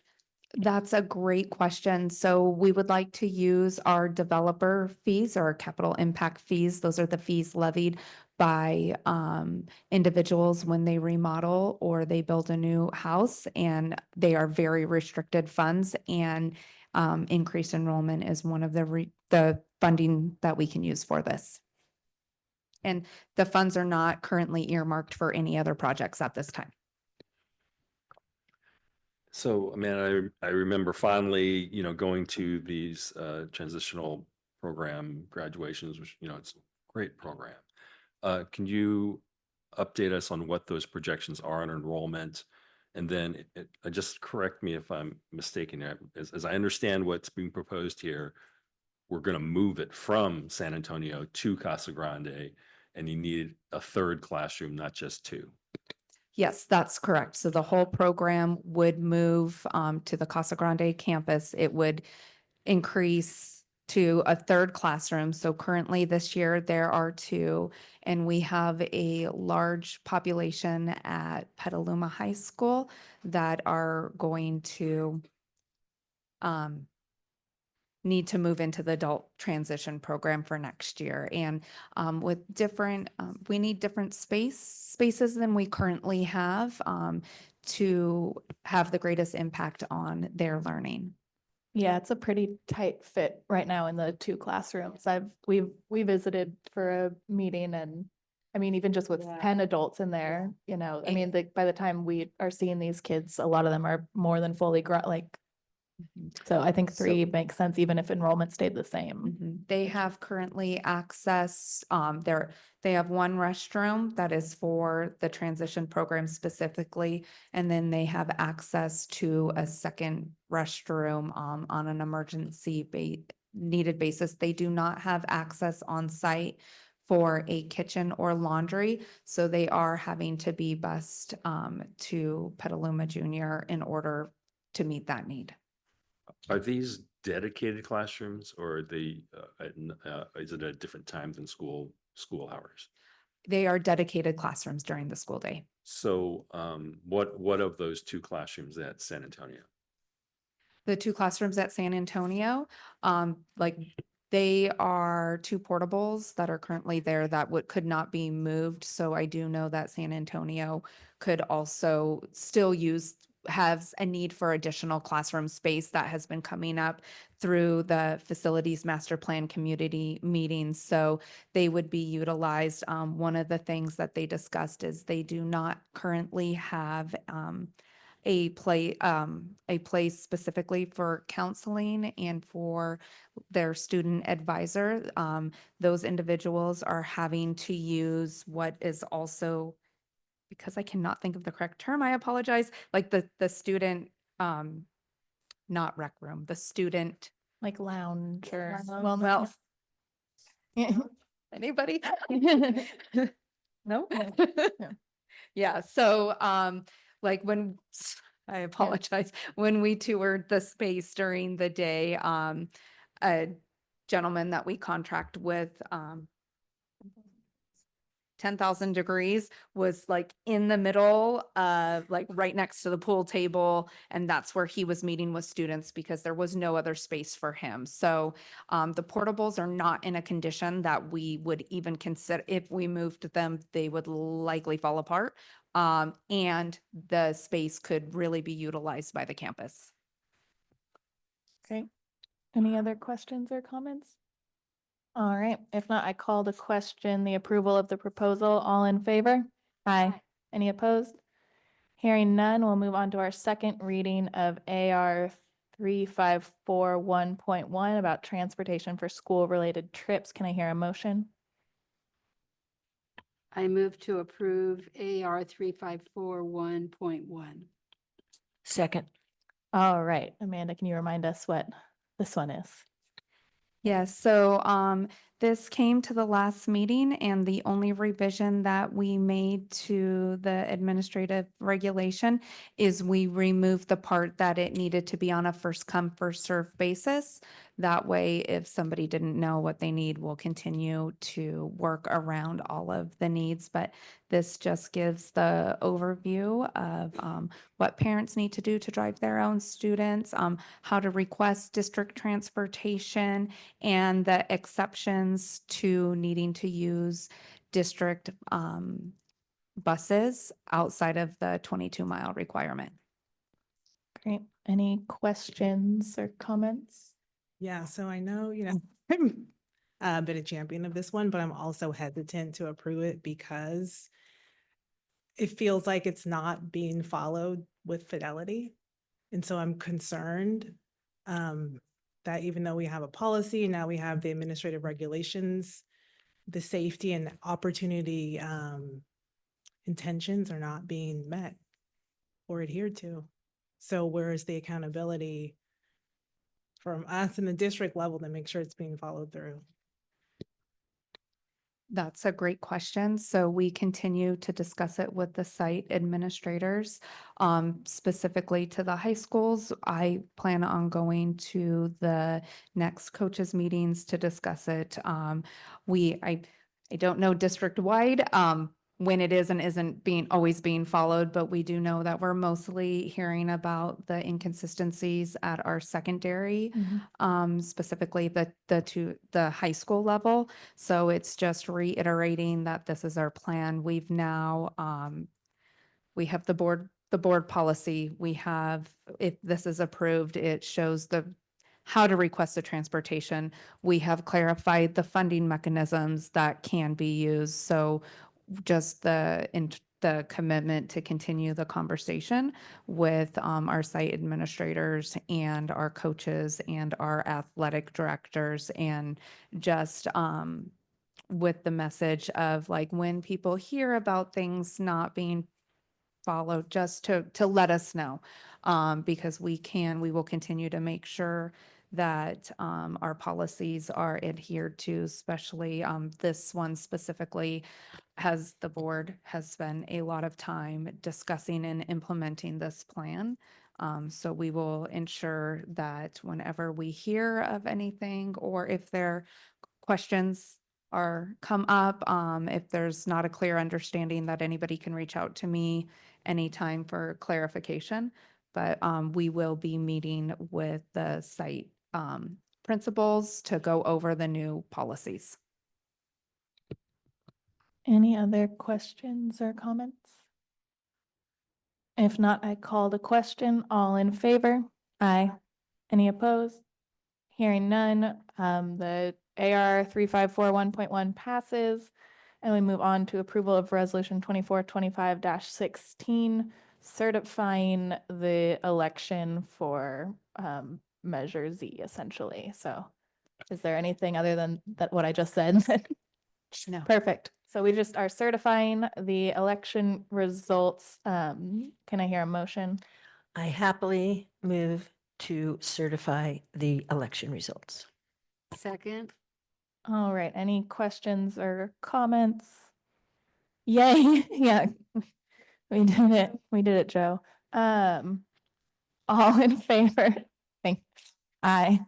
Any opposed? Any abstentions? All right, we have certified that Measure Z passed. Thank you to the voters in the elementary school district. Moving on to resolution 2425-17. Same thing with Measure AA. Do I hear a motion? I move to approve. Any questions or comments? Also yay. Thank you to the voters of the huge high school district, including our homies in Marin, all like 230 of them. Not all of them voted in favor, but that's fine. Sonoma County didn't give the breakdown in the results we're certifying, but thank you very much to all the voters, the majority of whom gladly supported our bonds. So with that, I call the question. All in favor? Aye. Any opposed? All right, we have certified those election results. And now moving on to approval of Resolution 2425-18, appointing the Measure E and Measure C Citizens Oversight Committee to also oversee Measures Z and Measure AA. First, can I hear a motion?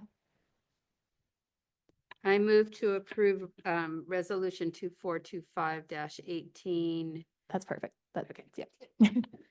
Second. All right, is this any more than what it literally says in the title? No. No, perfect.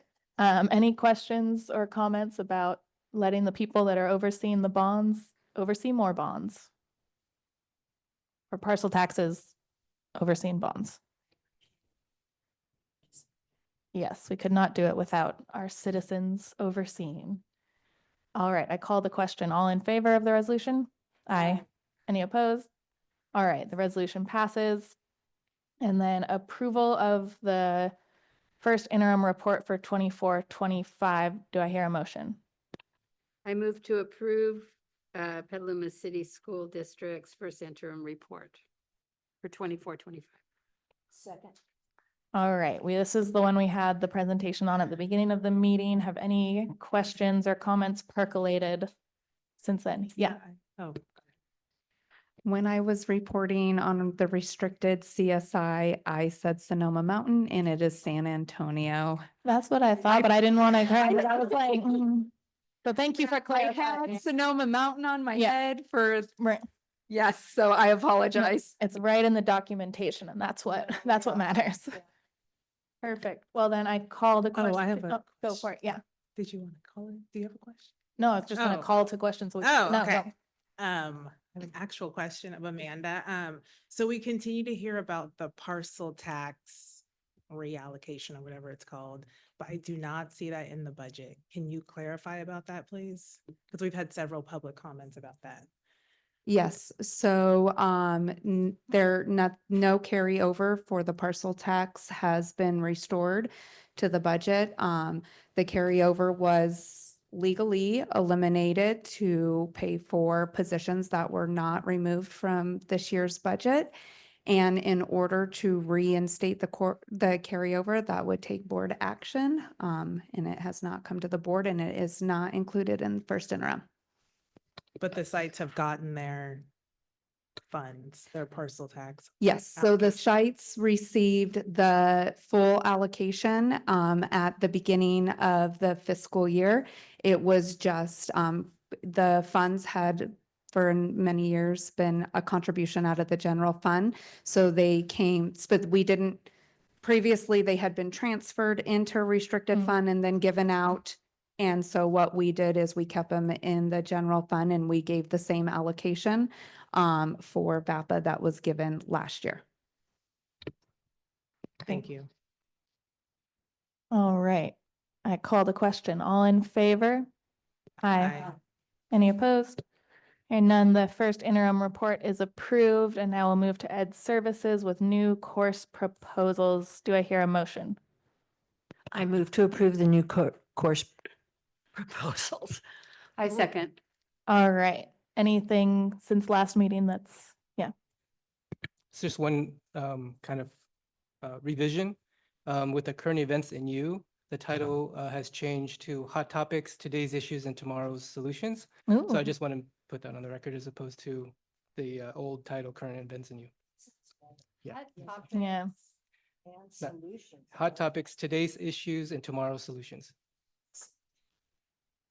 Do you have to resubmit it or can it just be I think internal if you adjustment? approve it with that revision, Okay. then yeah, we'll adjust it in the. Okay. Someone needs to probably move to amend. I move to amend the course proposal on the title of the course proposal on current events to Hot Topics, Today's Issues and Tomorrow's Solution.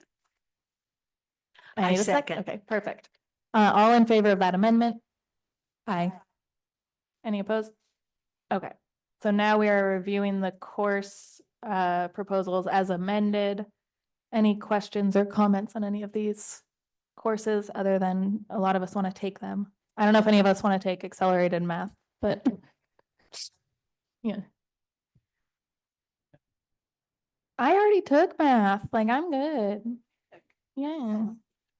Okay, then you all can enroll in math again. I'm not going to. All right, all in favor of the new course proposals as amended? Aye.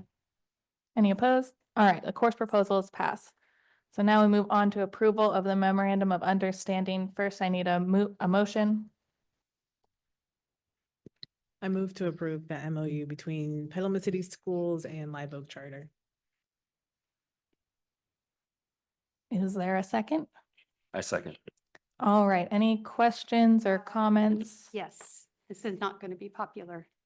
I move to table this item until at least the December 17th board meeting and not before we as a board have the opportunity to read, discuss, and vote on the new dependent charter petition, which was created for the new dependent charter school. We can review and vote on this MOU at the same meeting or at the first meeting in January. My reasons for tabling this are that there are provisions within this MOU that refer specifically to the charter. I have not seen any aspect of the charter. And so these references don't have, I don't know what they are. I don't know what I'm voting on. One of them is around the specialty teacher employment model. It refers to element 1 of the charter petition. The other one was on school leadership, where the principal, I believe, the hiring process would be ensure alignment with the criteria outlined in the new charter petition. I've not seen the charter petition. So I personally feel very uncomfortable and actually do not think it is appropriate for me or the board to consider this MOU before I have seen the charter petition itself, especially since there is reference to the charter within the MOU, unexplained references. I feel like the cart is before the horse. I don't know why this was rushed. This is brought to our staff right before Thanksgiving. They worked through Thanksgiving. They worked through last week in order to accommodate Live Oak's request on this MOU. And I just feel that I'm not prepared to vote if this has to go forward before the charter. First, I need a second on the motion to table. I second, because I agree. Okay, so now what we are discussing is the motion to table until the meeting next week, just to be clear. Is there precedent with our other charters? I think the only other charter that and sorry, Tony, I gotta look to you. I know this is on the spot. I apologize. I think the only other charter that we approved was the dual immersion. So I don't know if there's past practice of approving an MOU or having some type of MOU before there's a charter presented to us. I think this is unique in the sense that we are, partnering with Live Oak to developing a new dependent charter. And essentially this MOU just outlines responsibilities, expectations, operational, processes that we would need to begin implementing a new charter, which then upon approval, if approved, then we would move into a public hearing and review of the charter petition, because this would help solidify things that we would need to put in there before we present it to the board and to the public. And then on the 17th, the goal would be on the 17th to review and also to approve the new charter. The goal is also after tonight, we would publish the most recent draft of the charter petition tonight or early tomorrow, so that we can give enough time for the community and the board to review it prior to next week's board meeting. There's a lot of stuff in the MOU that I have a problem with. So that's why I agree with Maddie to table it, because I want to see what they're referring to in here in the charter. I don't feel I have enough information to vote yes on this. Tony, help me clarify this. Yeah, it's caught me off guard too, to have an MOU prior to, I'm not sure why there's a need for both is the question. And so I would like you to clarify that, but But before you do, I just want to understand, this MOU is between Live Oak and the district. The charter is not Live Oak's charter, it's the district's charter for a new school that's going to be created by the combination of Live Oak and Valley Vista. And so I'd like you to chat about and tell us about the need for both the MOU, or the purpose for the MOU separate from the charter, and the processes of creating the charter that includes the contributions of both the Live Oak families and the Valley Oak, or the Valley Vista families and staff. Okay, well, this is all really new territory for all of us. Even with our legal counsel, it's a kind of a new territory. There are things in this MOU that don't necessarily need to be in the charter. They're not, part of that process. They set the stage for us to begin that process. So that's why this MOU really helps us ensure our expectations and responsibilities on both sides, and making sure that there are certain conditions that are met before we engage any further. And really is just asking for the board to review that and to ensure that this is, something we've vetted, something that we've gone through our legal, to make sure that it aligns to what we expect, and protects the district as well. So in that sense, it's really to ensure that operational, processes and expectations that don't necessarily are reflected in a charter that would, be more heavily program focused. So I hopefully that answered that first part. And then the second part is, if you could repeat that. Just the process of developing the charter. Just give me assurance that we have some representation here tonight from both Valley Vista and Live Oak. My hunch, it's been heavy on the Live Oak side, understandably, because we're talking about a Waldorf pedagogy. But tell me about the input and participation of Valley Vista in the creation of the charter. Yeah, so there's been a timeline of that Valley Vista has gone through to gather input and provide information. I think we heard from parents that they've been communicated a lot. I don't know if it's appropriate to ask Jamie to talk about the process that they did with Valley Vista and the community that was involved. And then the piece that the district came on is, once that was, massaged through, then we began to really look at the charter as it's, with the feedback that, or the input that had been happening at the sites. I would love to hear from Jamie. Sorry, Jamie, to put you on the spot. Like that timer just at the side of me. Or maybe I want it. Maybe I want a reason to step down. I don't know. This has been a big journey for us, emotionally, and navigating both the community members that are really excited about this, those that are less than excited about this, and those that are neutral and just kind of watching the journey unfold. And we definitely have a mixed bag. So there's a lot of conversating and trying to communicate as much as we can. And as you guys know, there's no such thing as like over communicating, because there's always still questions left out there. So I leave room for that. We've done the big and the small, and I have shared a timeline with Esmeralda Mondragon that I hoped was being shared around occasionally, I think, with some of you, that showed everything from the meetings that we've held with Matthew when he was still here, and Tony, and inviting parents to come in and just kind of have an open forum, to emails and Parent Square, like frequently asked questions and trying to update as updates were available. We have formed a small committee with Live Oak of parents on both sides and some staff to kind of help navigate what does the, you have to like plan the meetings, those fun things. So we've had input just on even how we are involving parents. We had a big night that we invited Live Oak and Valley Vista parents to come to, where we had pieces of the charter out, and parents had opportunity to engage and give feedback, ask questions, tell us what they liked, what they had concerns with, what they would want to see more of within certain parts of the charter that are more like boots on the ground programmatic pieces. And then we took that information and incorporated it into the draft that you have available to you soon. Right. I have every faith that you'll see it very soon. And just having that feedback back and forth. We've done coffees with the principals. We have one tomorrow for all of you out there that would like to stop by and chat about it some more.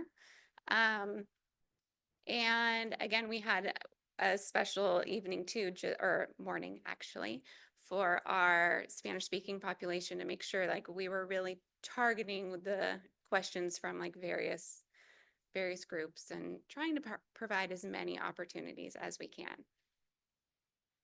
Did that answer all of it? Okay. Are there more? I'm happy to chat about it. Can I just really take a moment here to express that this has been quite a journey for staff and for parents. We have a mixed bag even here in this room. Sounds like even amongst all of us. And one thing I have to say is we have gotten to the point where we are able to get into the trenches together and talk about what would work and talk about what's right for students. And we're not always agreeing. We might have different practices for that. But I'm really proud of our parent community, and I support them whatever the choice is for next year. I've told them, like, I'm here for you, principal to parent, parent to parent. Like, let's talk about what's right for your kid. Let me help you find that right choice. And I would say the same thing to our Live Oak communities. Like, we are all just here trying to help the kids in this town find the right education for themselves. I think it's great that PCS is considering giving this as an option. I think it's nice to provide this to families. And I think there's enough room for all of us here. And when we're at this place where we can just have an honest conversation and discourse and talk about like, what can we provide kids? We're already kind of winning. So I'm really proud of this community. I think they all deserve a big pat on the back for the hard work that they've done. And that's all. Thank you. Any other questions or comments on the motion to table? I just have a real quick question. So it sounded like you were saying that that we will not be seeing the charter unless we pass this MOU. Correct. This MOU is, So our PCS responsibility in this is being subsumed under an MOU that is from Live Oak. no, this is a mutual MOU that encompasses our non-negotiables along with their non-negotiables that we've come to a mutual agreement with in regards to how things like facilities, things like staffing. Right, but I'm still struggling with why this has to happen before we see the charter when there are specific things in here, including staffing, the type of staffing, the amount of staffing. And that we are then going to be held to this for 4 years when we haven't seen the charter. I don't know what that means. I mean, I'm not against this. I want you all to know that. But the process has been truncated here and from my perspective, and I don't feel comfortable voting on something that will really change our community. It doesn't just change Valley Vista. And it's a really, I'm taking this very seriously. I'm not taking sides here. I just want to make sure that this process is done so that I can vote on it, feeling like I have enough information to do the right thing. Maddie, I completely appreciate your sentiments around this. I know this journey has been challenging for a lot of us, especially with the community. We want to acknowledge, the strong emotions and feelings people have had on both sides. And I think giving that space for that and sharing that is important because, there's things that we would look back and say, we wish we could have done things a little differently. But here we are in this moment. And I think sharing that is very important. I completely appreciate that. I think, again, this, MOU, there are things in this MOU that just wouldn't exist in the charter. And to supersede this MOU with a charter first, um, wouldn't allow certain non-negotiables that we will want to have in place before we approve or, the charter. That's why this is really the operational piece of that piece. And some of these things would expire and some of them would exist depending on, what needs to exist until this MOU expires in 2028. And then, but with that approval of this, then we can then initiate the deep review and conversation around the charter petition itself, around the program, around what it looks like, and all the details that go along with that new dependent charter.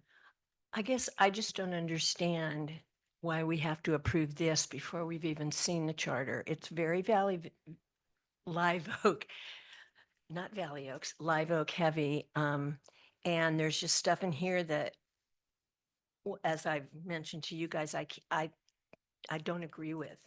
And I don't have enough information to vote on. And I would imagine that some of that information would be contained because the charter you say is a draft at this point. So I don't know why we can't see the draft before we vote on this. I think because this MOU, based on how it's written, we just wanted to guarantee certain things that we can ensure on our end. Because if this isn't passed, then there's no point in moving forward with a charter.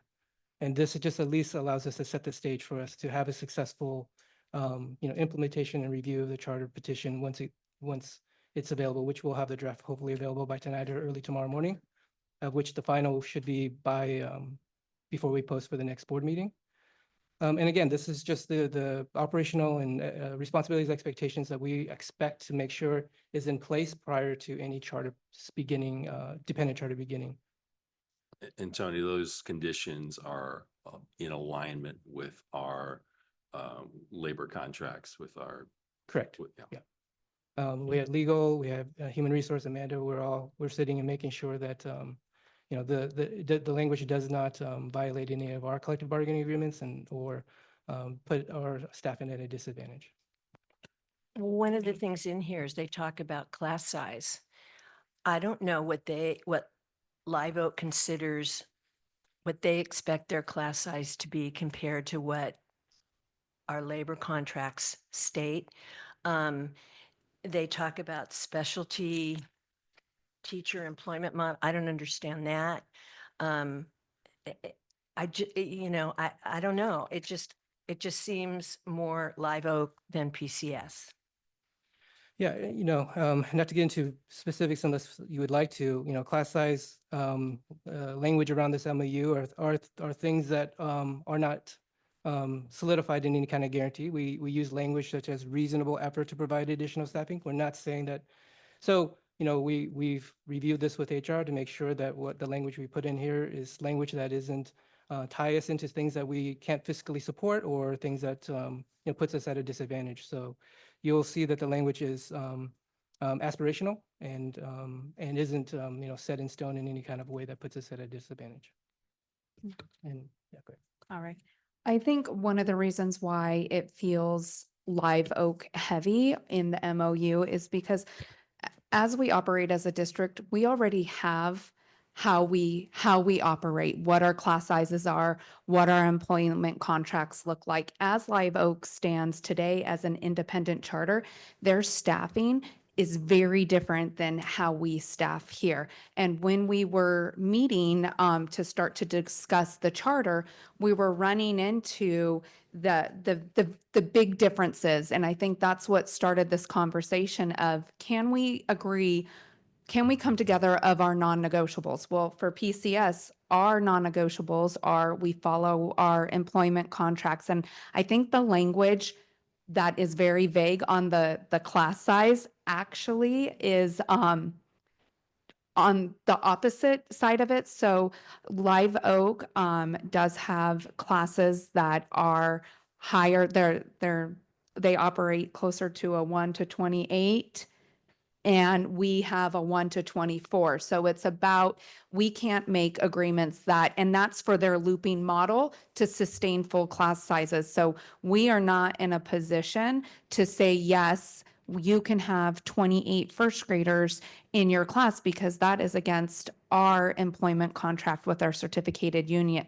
So it's about having language that we will go to the table. We will discuss this once the new charter, I keep calling it that, becomes a dependent charter on how to best meet those needs. That's why some of this class size language is very vague, because it's to work with our union partners to, if it works for everybody, if it works for the families, the teachers, the union, to have more students to maintain the integrity of the program, that's great, but we can't make that promise. Our non-negotiables are, we treat within reason of each of our charters have their own charter, every school the same. So we allow this FTE of classified staff for our office. We allow this. We have additional FTE here at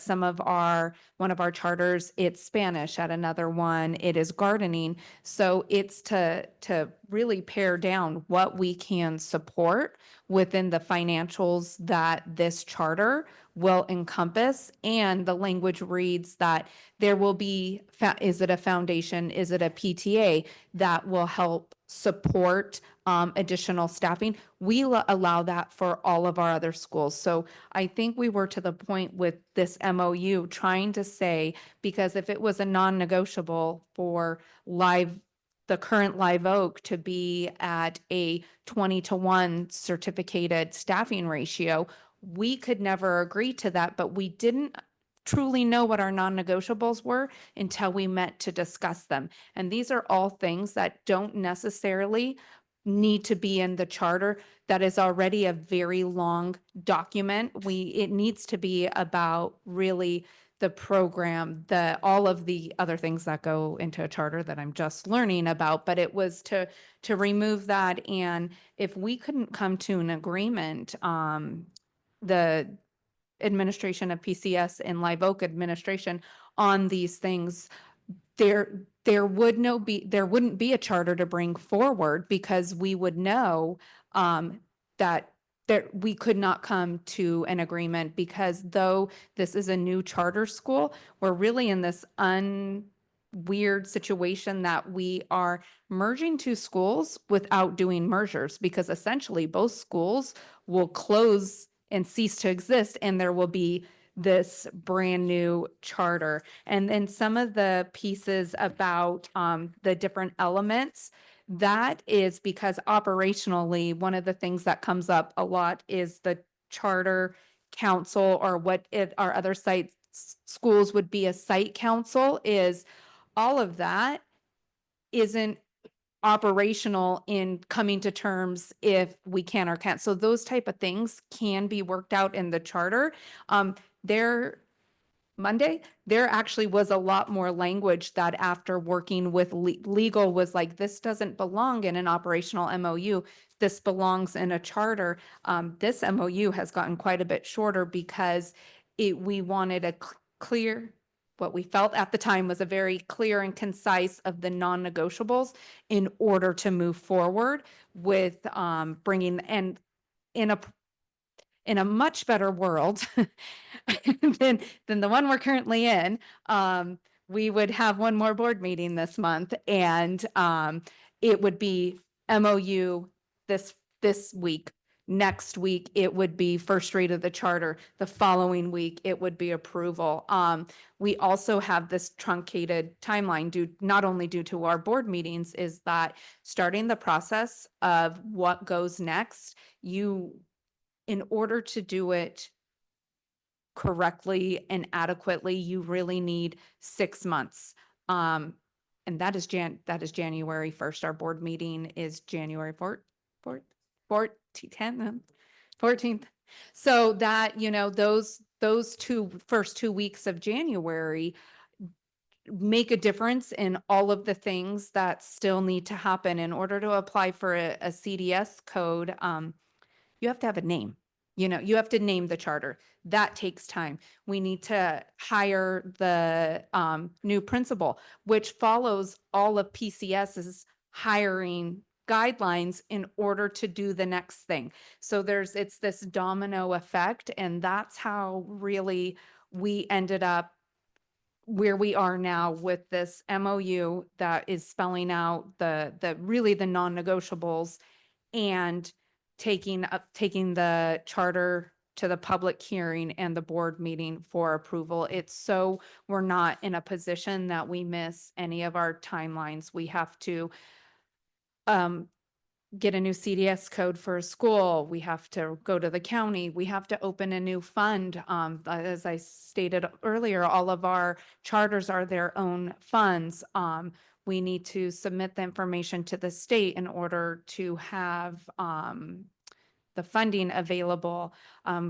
This year, when we started the dual language immersion charter for this year, STIRS information, like the teachers do not automatically qualify for STIRS. So there's all of these things. And I think that's where we ended up in the timing, which we realize is not ideal. This wasn't what I think any of us really was hoping to do over the last few weeks, but we felt that this is what needed to happen in order to move this process along and put our best foot forward for both for the district and for Live Oak. Any questions or comments about that will make you have an informed decision on whether or not to vote yes or no on tabling the MOU until next week?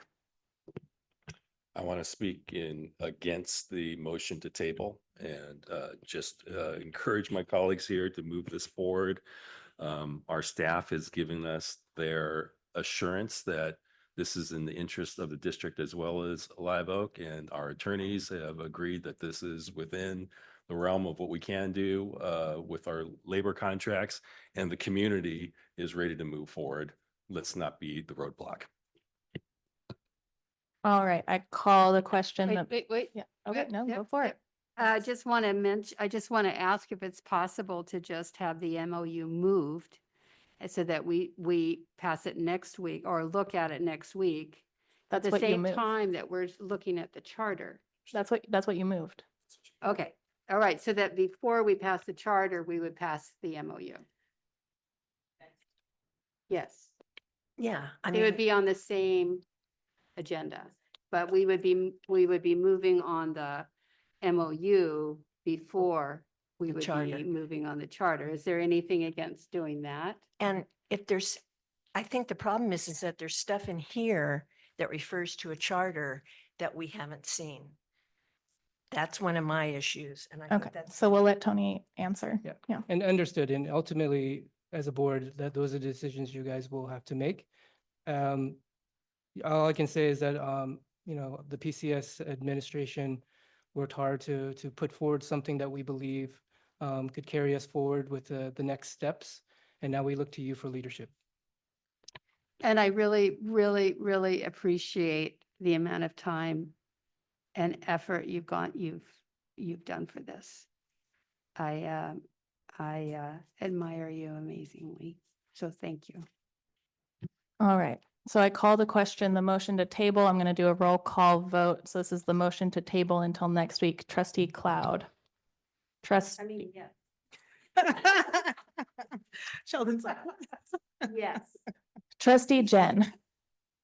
Trustee Pon. no. Trustee Webster. And I vote no. So the motion to table does not carry. So we are back to voting to approve the MOU. Or if there's anyone who wants to make a motion to amend or anything like that, now would be the time to do so or ask any clarifying questions about the MOU as it stands. All right, I call to question the original motion, which was to approve the MOU. I will again do a roll call vote. Trustee Cloud, No. Trustee Jen, Trustee Pon, Yes. Trustee Webster. And I vote aye, so the MOU passes as written. And we will take a 5-minute recess. Please come back at 8:25. Back. I'm reconvening this meeting at 8:32 p.m. And we'll take comments from the public on discussion or information items. Public, you seem like you're chilling. All right. Since the public is not storming the stage, we'll move on to discussion information items, including starting with our first reading of Board Bylaw 9010 about public statements. Who's presenting? Luann, are you presenting on this one? Cool. Thank you, trustees. So as a first read here, you'll see that number 1 and number 2 are really board bylaws, and they focus on, they're updated because of legal requirements. There's new laws in place. And it's just interesting because I was looking at the first board policy, 9010, and I think the first version we have here was from 2002. So, right? So there's been some significant changes with social media and everything else. And so this first read here, let me pull this up. Let's see, spokesperson, just looking at this confidential information. Both of them really focus on what I think about is around the Brown Act and just being careful around not doing serial meetings and looking when you're on social media, and if another trustee posts that you don't put a like thumbs up or an emoji to show support. And that's really what these two both go hand in hand. And it's really making clear also that when you speak, you're speaking as an individual trustee, you're not speaking for the board. And of course, these things are not applicable when you have personal social media pages and you're talking about going water skiing or something else. It's just related to the business of Petaluma City Schools. And so that really encompasses both the first bylaw 9010 and then bylaw 9012. And this is a first reading for both of you and for all of you. And I'm sure you've already looked through it, but that is the essence of those two agenda items. We also have as a board norm that the president speaks. So she answers the emails, or he, well, it's she for right now. So let's just say she answers the emails. And so this kind of just fits in with what our norms are anyway. Totally. And I just can't even begin to tell you how correct that is, that you have a spokesperson for the board and everybody isn't doing their own thing. And that's what they talk about in this board policy as well. It's just being united with one voice around the board president. So, and again, these are first reads and we'll bring them back to you on the 17th. Cool. Any questions on either of those? All right, moving on to the first reading of 5145.13, response to immigration enforcement. Yeah, and I just want to thank, I think Maddie brought this to our attention, and Bree did a lot of background research on this, and we contacted legal to just make sure that we weren't stepping out of bounds in any ways. And the bottom line is we want to support all of our students, and we're not looking at immigration status. We're not making any kinds of judgments. We're here for every child. And I just want to thank both of them for bringing this forward. I remember being a superintendent and bringing this forward. My goodness, I don't even remember how many years ago. Yeah, 16 was, well, yeah, and here we go, folks. So we just asked for, you're reading this first read here, but again, in response to immigration enforcement, and we're going to keep our kids safe. That is the bottom line with this policy here. One of the pieces of the policy in 2016 was that if anybody did come to the school, we would send them to the district. Yeah. And so kind of, no, you can't talk to our kids. And so that, it's not in here, but that was one part of it. Oh, so what we will do, so at the next, let me just clarify, check with my, the superintendent here. When we come back, we'll have a resolution that goes along with this policy. Yes. So when we went to write the resolution specifically referenced this policy. And when I checked our board policy, we did not have this policy on file. So we are proposing that we start with a first read of this policy, and then at the next meeting, we would bring this back for second read, as well as a resolution that references the policy. So we didn't codify it as a policy in 2016? No, it was not. It was a board policy in 2016. Okay, because we talked about it. Yeah, so in many ways for practical purposes, board policies are more impactful than a resolution. So that's why we thought that was important to start with. Perfect, I agree. Thank you. I just want to thank you very much for doing that. You really worked hard on it. I think we all felt it was really, really important. It was brought to me by a parent at Avance when I went for board office hours, and so that's the value of that board office hours. And so she wanted to know if we had a policy. And I said, well, I'm sure we have a policy. I remember. And, so then we look it up and we didn't. So I really appreciate all the hard work on it. And I want to also note that it also includes their families are also protected. May I request that this be brought to second reading in action, next week's action before the organizational meeting? I would like to vote. Yeah, Thanks. we'll Appreciate it. absolutely do that. Thank you. All right. Thank you. And then moving on, business services, we got another board policy 3550 about food service and child nutrition program. Amanda, what are you going to tell us about this one? Yes, this policy is being brought forward to reflect updated laws and regulations. Perfect. Any questions or comments? Cool. Moving on to free and reduced price meals. This Is it one the is same thing? Yeah. updated for universal free meals language. Makes sense. Perfect. And then moving on to our Terra Verde asset management report.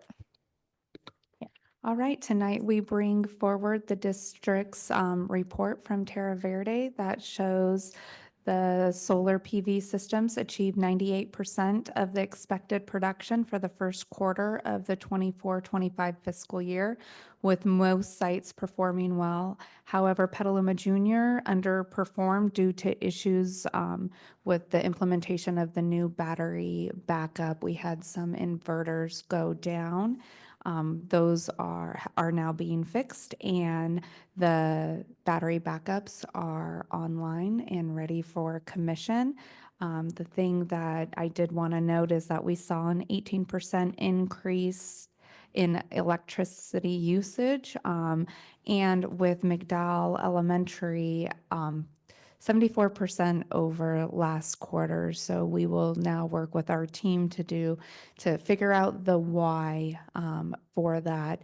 A lot of our solar is 10 to 14 years old and it is aging out. This is a constant topic that has come up with the community meetings. Not only that, but the board's potential desire to move forward with more battery backups at our other sites.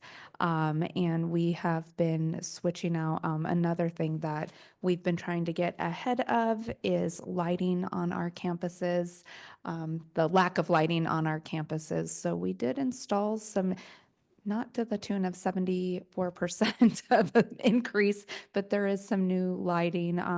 Lisa is also reaching out to PG&E to make sure that there isn't something wrong with the meter. All right. Any questions or comments other than your hatred of PG&E about the asset management report? It's great that, usage overall went up, but like the usage of non-solar is so low. It's great. Could you briefly explain the negative orange bars? I don't, what happens when you get a negative PG&E?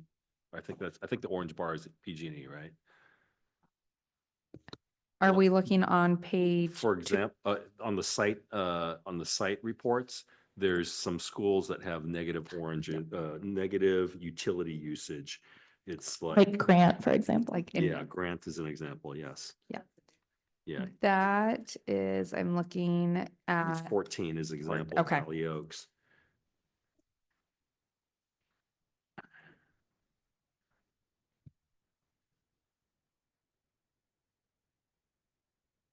Are we selling excess solar back to PG&E? Is that what's going on, or how do you get it? How do you get a negative utility? yeah, I am going to check with, I will check with Terra Verde and report back.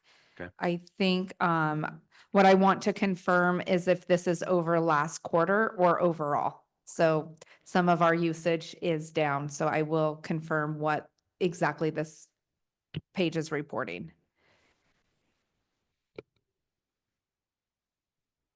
All right, moving on to Ed Services. First reading of an update to Board Policy 4040, employee use of technology. Can you tell us about this one, Tony? Yeah, the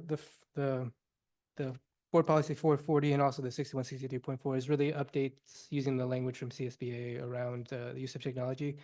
Dave's department actually worked on this. I don't know if he wants to elaborate any more about it, but it's just updating the technology policy with the current language.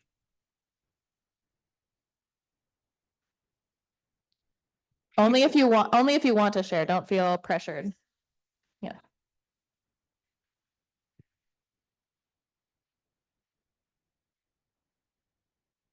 I'm finally at the podium. All right, someone put the timer on. Now's your time. You're gonna need it. And no one can cut your mic. Okay, so we've been doing a lot of work in the district starting last spring around starting to grapple with generative artificial intelligence because it is here. And at first we tried to deny that fact and bury it and block it, and that's futile. And so we began with meeting with different stakeholder groups and reviewing example guidelines and policies, developing our own, getting feedback from our staff, from the community, then bringing that to the Learning and Innovation Committee this year, continuing to work with it, and then taking steps to offer professional development opportunities to increase the AI literacy for our educators. And we're now at the point where we're starting to bring some policies that reflect some of this work and laying the groundwork for our next steps. And so so these policies are updates to the standard use of technology policies that we currently have in place, and they make mention to AI and provide a little bit of guidance and parameters around it.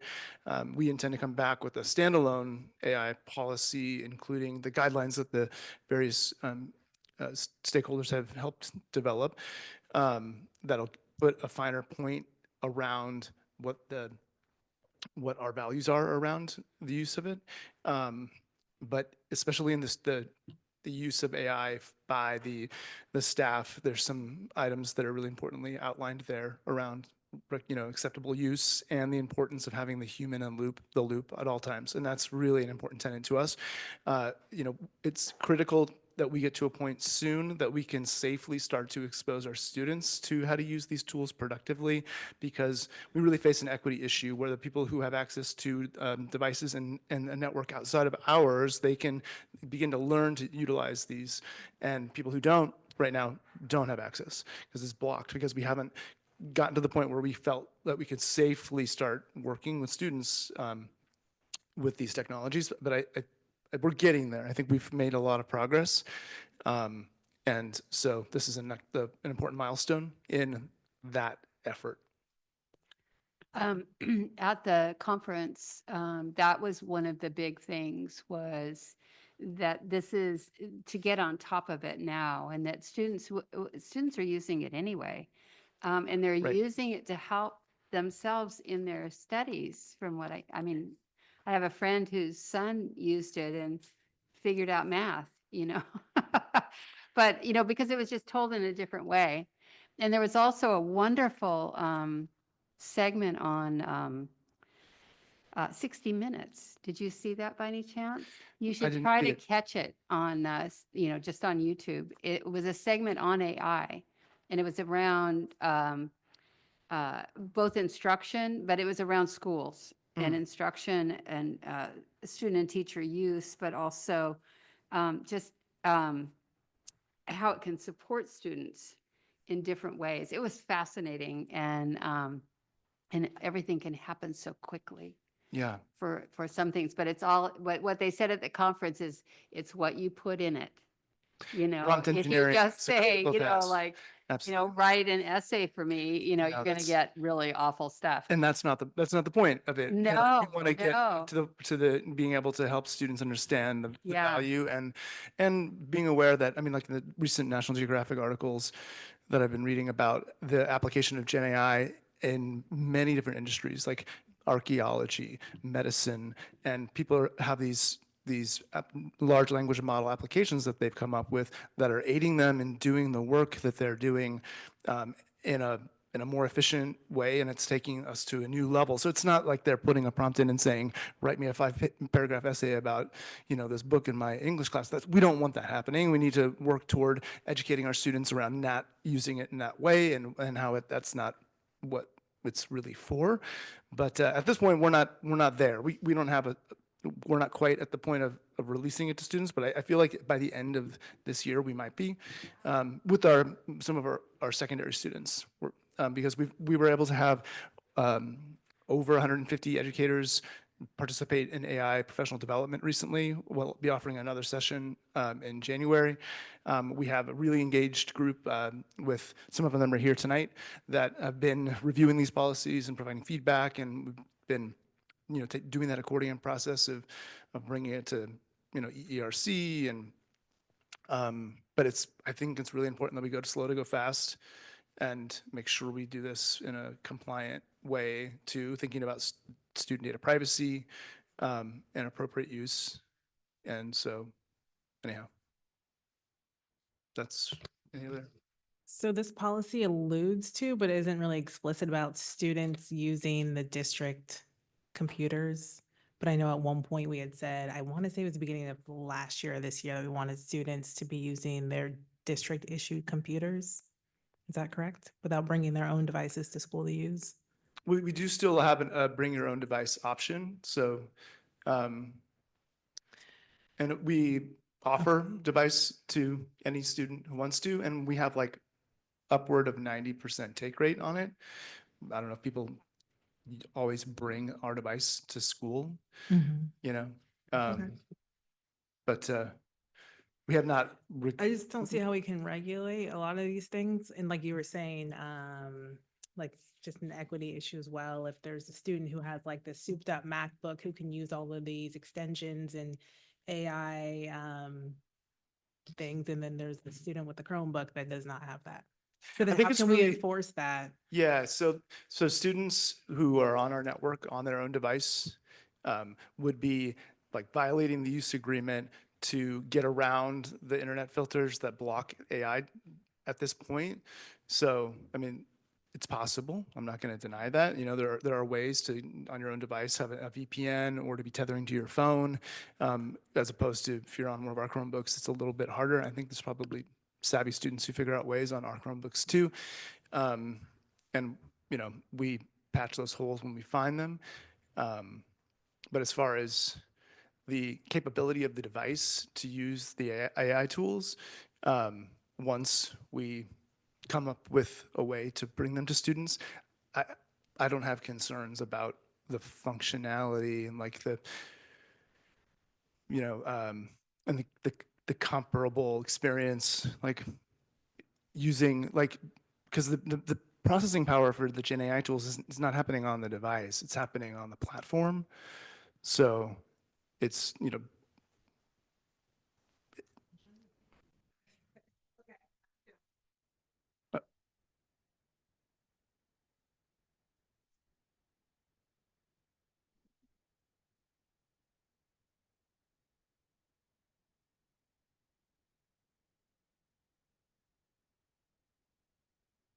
Thank you.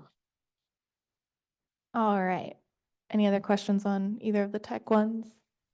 All right, let's move on to more new course proposals. So exciting. Tony, can you tell us about these two new courses? Yeah, one is both of these courses are CTE or grant funded, and they are a part of the CTE pathway. The Introduction to Public Service Careers is really exposing students to like nonprofit careers, emergency services, fire, police opportunities. So they'll do a lot of job shadowing and learning about public service careers that hopefully a lot of our students are attracted to. And the other one's internships, where students will have opportunities to intern at various pathways that they're interested in, led by our staff as well as outside support to help students find internships. The public service is a concentrator course, and it'll begin at Casa Grande. The internships are at both campuses. Great. And these are grant funded, so there are, I think we received a $200,000 grant for these courses. Any questions or comments? Just real quick, was this brought to you and Dan through students by any chance? I think this Was there a student interest in this? I think it was through a grant that Dan's department applied for. And I believe it was just part of, I don't remember if it was part of the advisory work, but I think it was just part of the pathways that, a strong part of the strong workforce and work-based learning things that we wanted to bring to students. All right, any other comments or questions? Very exciting stuff, and we love grant-funded stuff. Yep. Speaking of grant-funded stuff, Tony, tell us about the student field trip to Florida. Yes, so one of our CT teachers really is excited to provide an opportunity for the students in the broadcast journalism pathway to attend a conference in Florida. Typically we'd go through the process of just doing a first reading, but in this case, because of the cost of $56,000 to send a number of students to this conference, I figured it would be a good place to get some input from the board around, what if this is something we could bring forward. It is CTE IG funded, so it's a grant funded, so the students there wouldn't be any incurred cost to the students. They don't have to fundraise, but it is a large amount, and it is across the country. I think one piece that I need to sit down with Amanda is to really make sure that, because CTIG funds are matching funds, and we continually spend that funding, we also have to match it to 2-to-1. So I need to sit with Amanda to make sure that this does not exceed our match, or we're not duplicating purchases with it. But it is a good opportunity for the students. It is a great network conference for the students who are interested in broadcast journalism. And the teacher, Jamal, is excited about it, and it's something that he's passionate about. So I know that the kids will have a great experience, but at the same time, I think just the costs and everything else, I just want to make sure the board has time to weigh in and make any recommendations that they might have. Any questions or comments? So just clarify for me, Tony, that what you just said about the funding. So the grant funding it's not a grant for this trip. It's grant for our CTE. It's our CTE funding that we're pulling from. And is that correct? Correct. So our CTIG is something we apply for every year to receive funding. It is matching funds, so it's not like a grant that that doesn't cost us anything. It has a cost, but we, but we also, there's funds that we should be spending. So we just want to make sure, and I think it's generally written into the application for providing our students with these kinds of opportunities. Okay. It's really just making sure that we haven't overspent our funds and we're not, we're being fiscally responsible around our CTIG.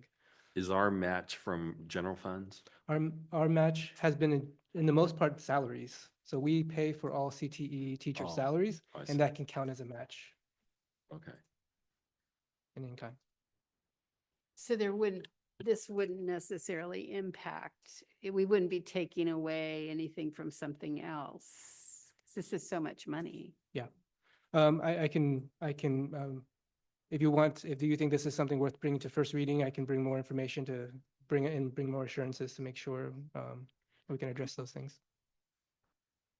Because it's an exceptional sum of So, I money. mean, it just like went, oh. And this is, taking the students away for a week from school as well. And also that if there's something else that money could be used for within that pathway, other than $56,000 to go to Florida for a week. I mean, for a really good conference, I'm not against it at all. Yeah, I mean, if it I was just have- adults, maybe we'd question that, but these are students, so it could be a good opportunity that some would be students may never fabulous. actually ever have, so. It would be fabulous. I was looking at the, I clicked on the conferencing. It looks amazing. But also, if we're gonna pay this, then we cannot be charging for anything, any other field trips. Even the $5 ones. So that needs to be like, so I'm proposing that if we move forward with this, because I do want the kids to have this opportunity, then we just have to just maybe have another resolution, like make it very explicit that we are not charging for field trips. Because we can't just be like this group of 30 students and 4 chaperones gets to go all the way to Florida for 5 days, but then everybody else gotta pay. Valid point. Or how do we like offset some of the costs of like I know Amanda's like, oh, hell no. Of the bigger trips, like the, whatchamacallit? Yeah, like what's it called? The week away, what do they call The it? Gold Rush, The outdoor. 6-week camp, All of that. 6-week camp, yeah. 'Cause it's like, that's $300 and like, I get it, that would be a lot of money added up over time, but then also, I don't know, just if I'm a parent struggling to raise $300 and then the board just approved this 56,000, so then how do we, again, make it, I mean, because we know we can't have equality, but something, like give something for everyone else as well. So Yeah, I'd be happy to explore. work the magic with the options. budget and Yeah, be happy to.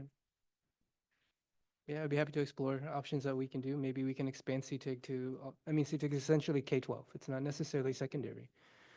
So we just have to, find creative ways of utilizing without, putting us in any kind of fiscal, Yeah, the more field trips we can make CTE.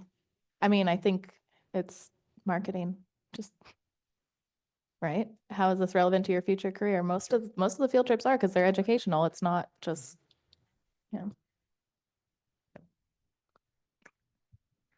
All right. Any other questions or comments on that? If not, Olivia, do you have any friends in the Trojan broadcast? I Have spoken do. about any of these trips or anything? My best friend has been in Trojan broadcast since freshman year and she loves it. She's Dosery's best friend. They're like twins. So she like talks to me all the time about they've gone on other like trips like that. They've gone to competitions and it sounds like it's really helpful to learn from other people and also like they use a lot of teamwork when they go there and I think it's really good for like team bonding. So yeah, I that sounds really exciting. thank you. And Esmeralda, you're off the hook again. Oh my God. That just means something's coming in the future. That's all that means. Moving on to future business. So next week's meeting is supposed to be pretty short. So I would ask, unless something is super, super urgent, that we talk about future business for next semester. Does anyone have any future business for next semester or anything that really needs to get added to our second December meeting? The procedures for, I don't know what you call it, for the library, the library for objecting to a book. They've had it ready for. They finally got it to us like 2 days ago. Yeah, I'm just So we saying. yeah. Okay, so that's my future business is Yeah. for next year, not Perfect. next week. Perfect. Yeah, I emailed Tony earlier today and asked for it to be in January too. So Okay. yeah, mind meld. Any other future business? Joanne? Yeah, you know. Yeah, she's making faces over there. This will be for, oh yes. Do you have anything? Yes, I mean, you want. You're just going to assign us like, Able to accomplish.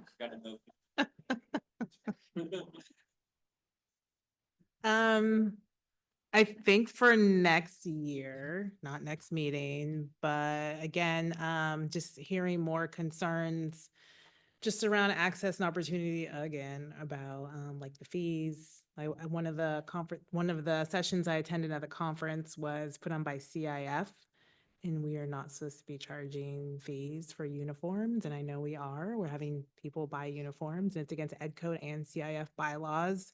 So I guess I'm still concerned about the lack of accountability on following up on Ed Code and our board policies. So I would, again, I'm pushing for students and parents to be surveyed around their costs and their athletic experiences, because that also goes to overall school climate. So that's just a big concern for me right now. And piggybacking on that, costs for field trips. I think that's something we really need to discuss. any other future business items? All right. So with that, I adjourn us at 9:02.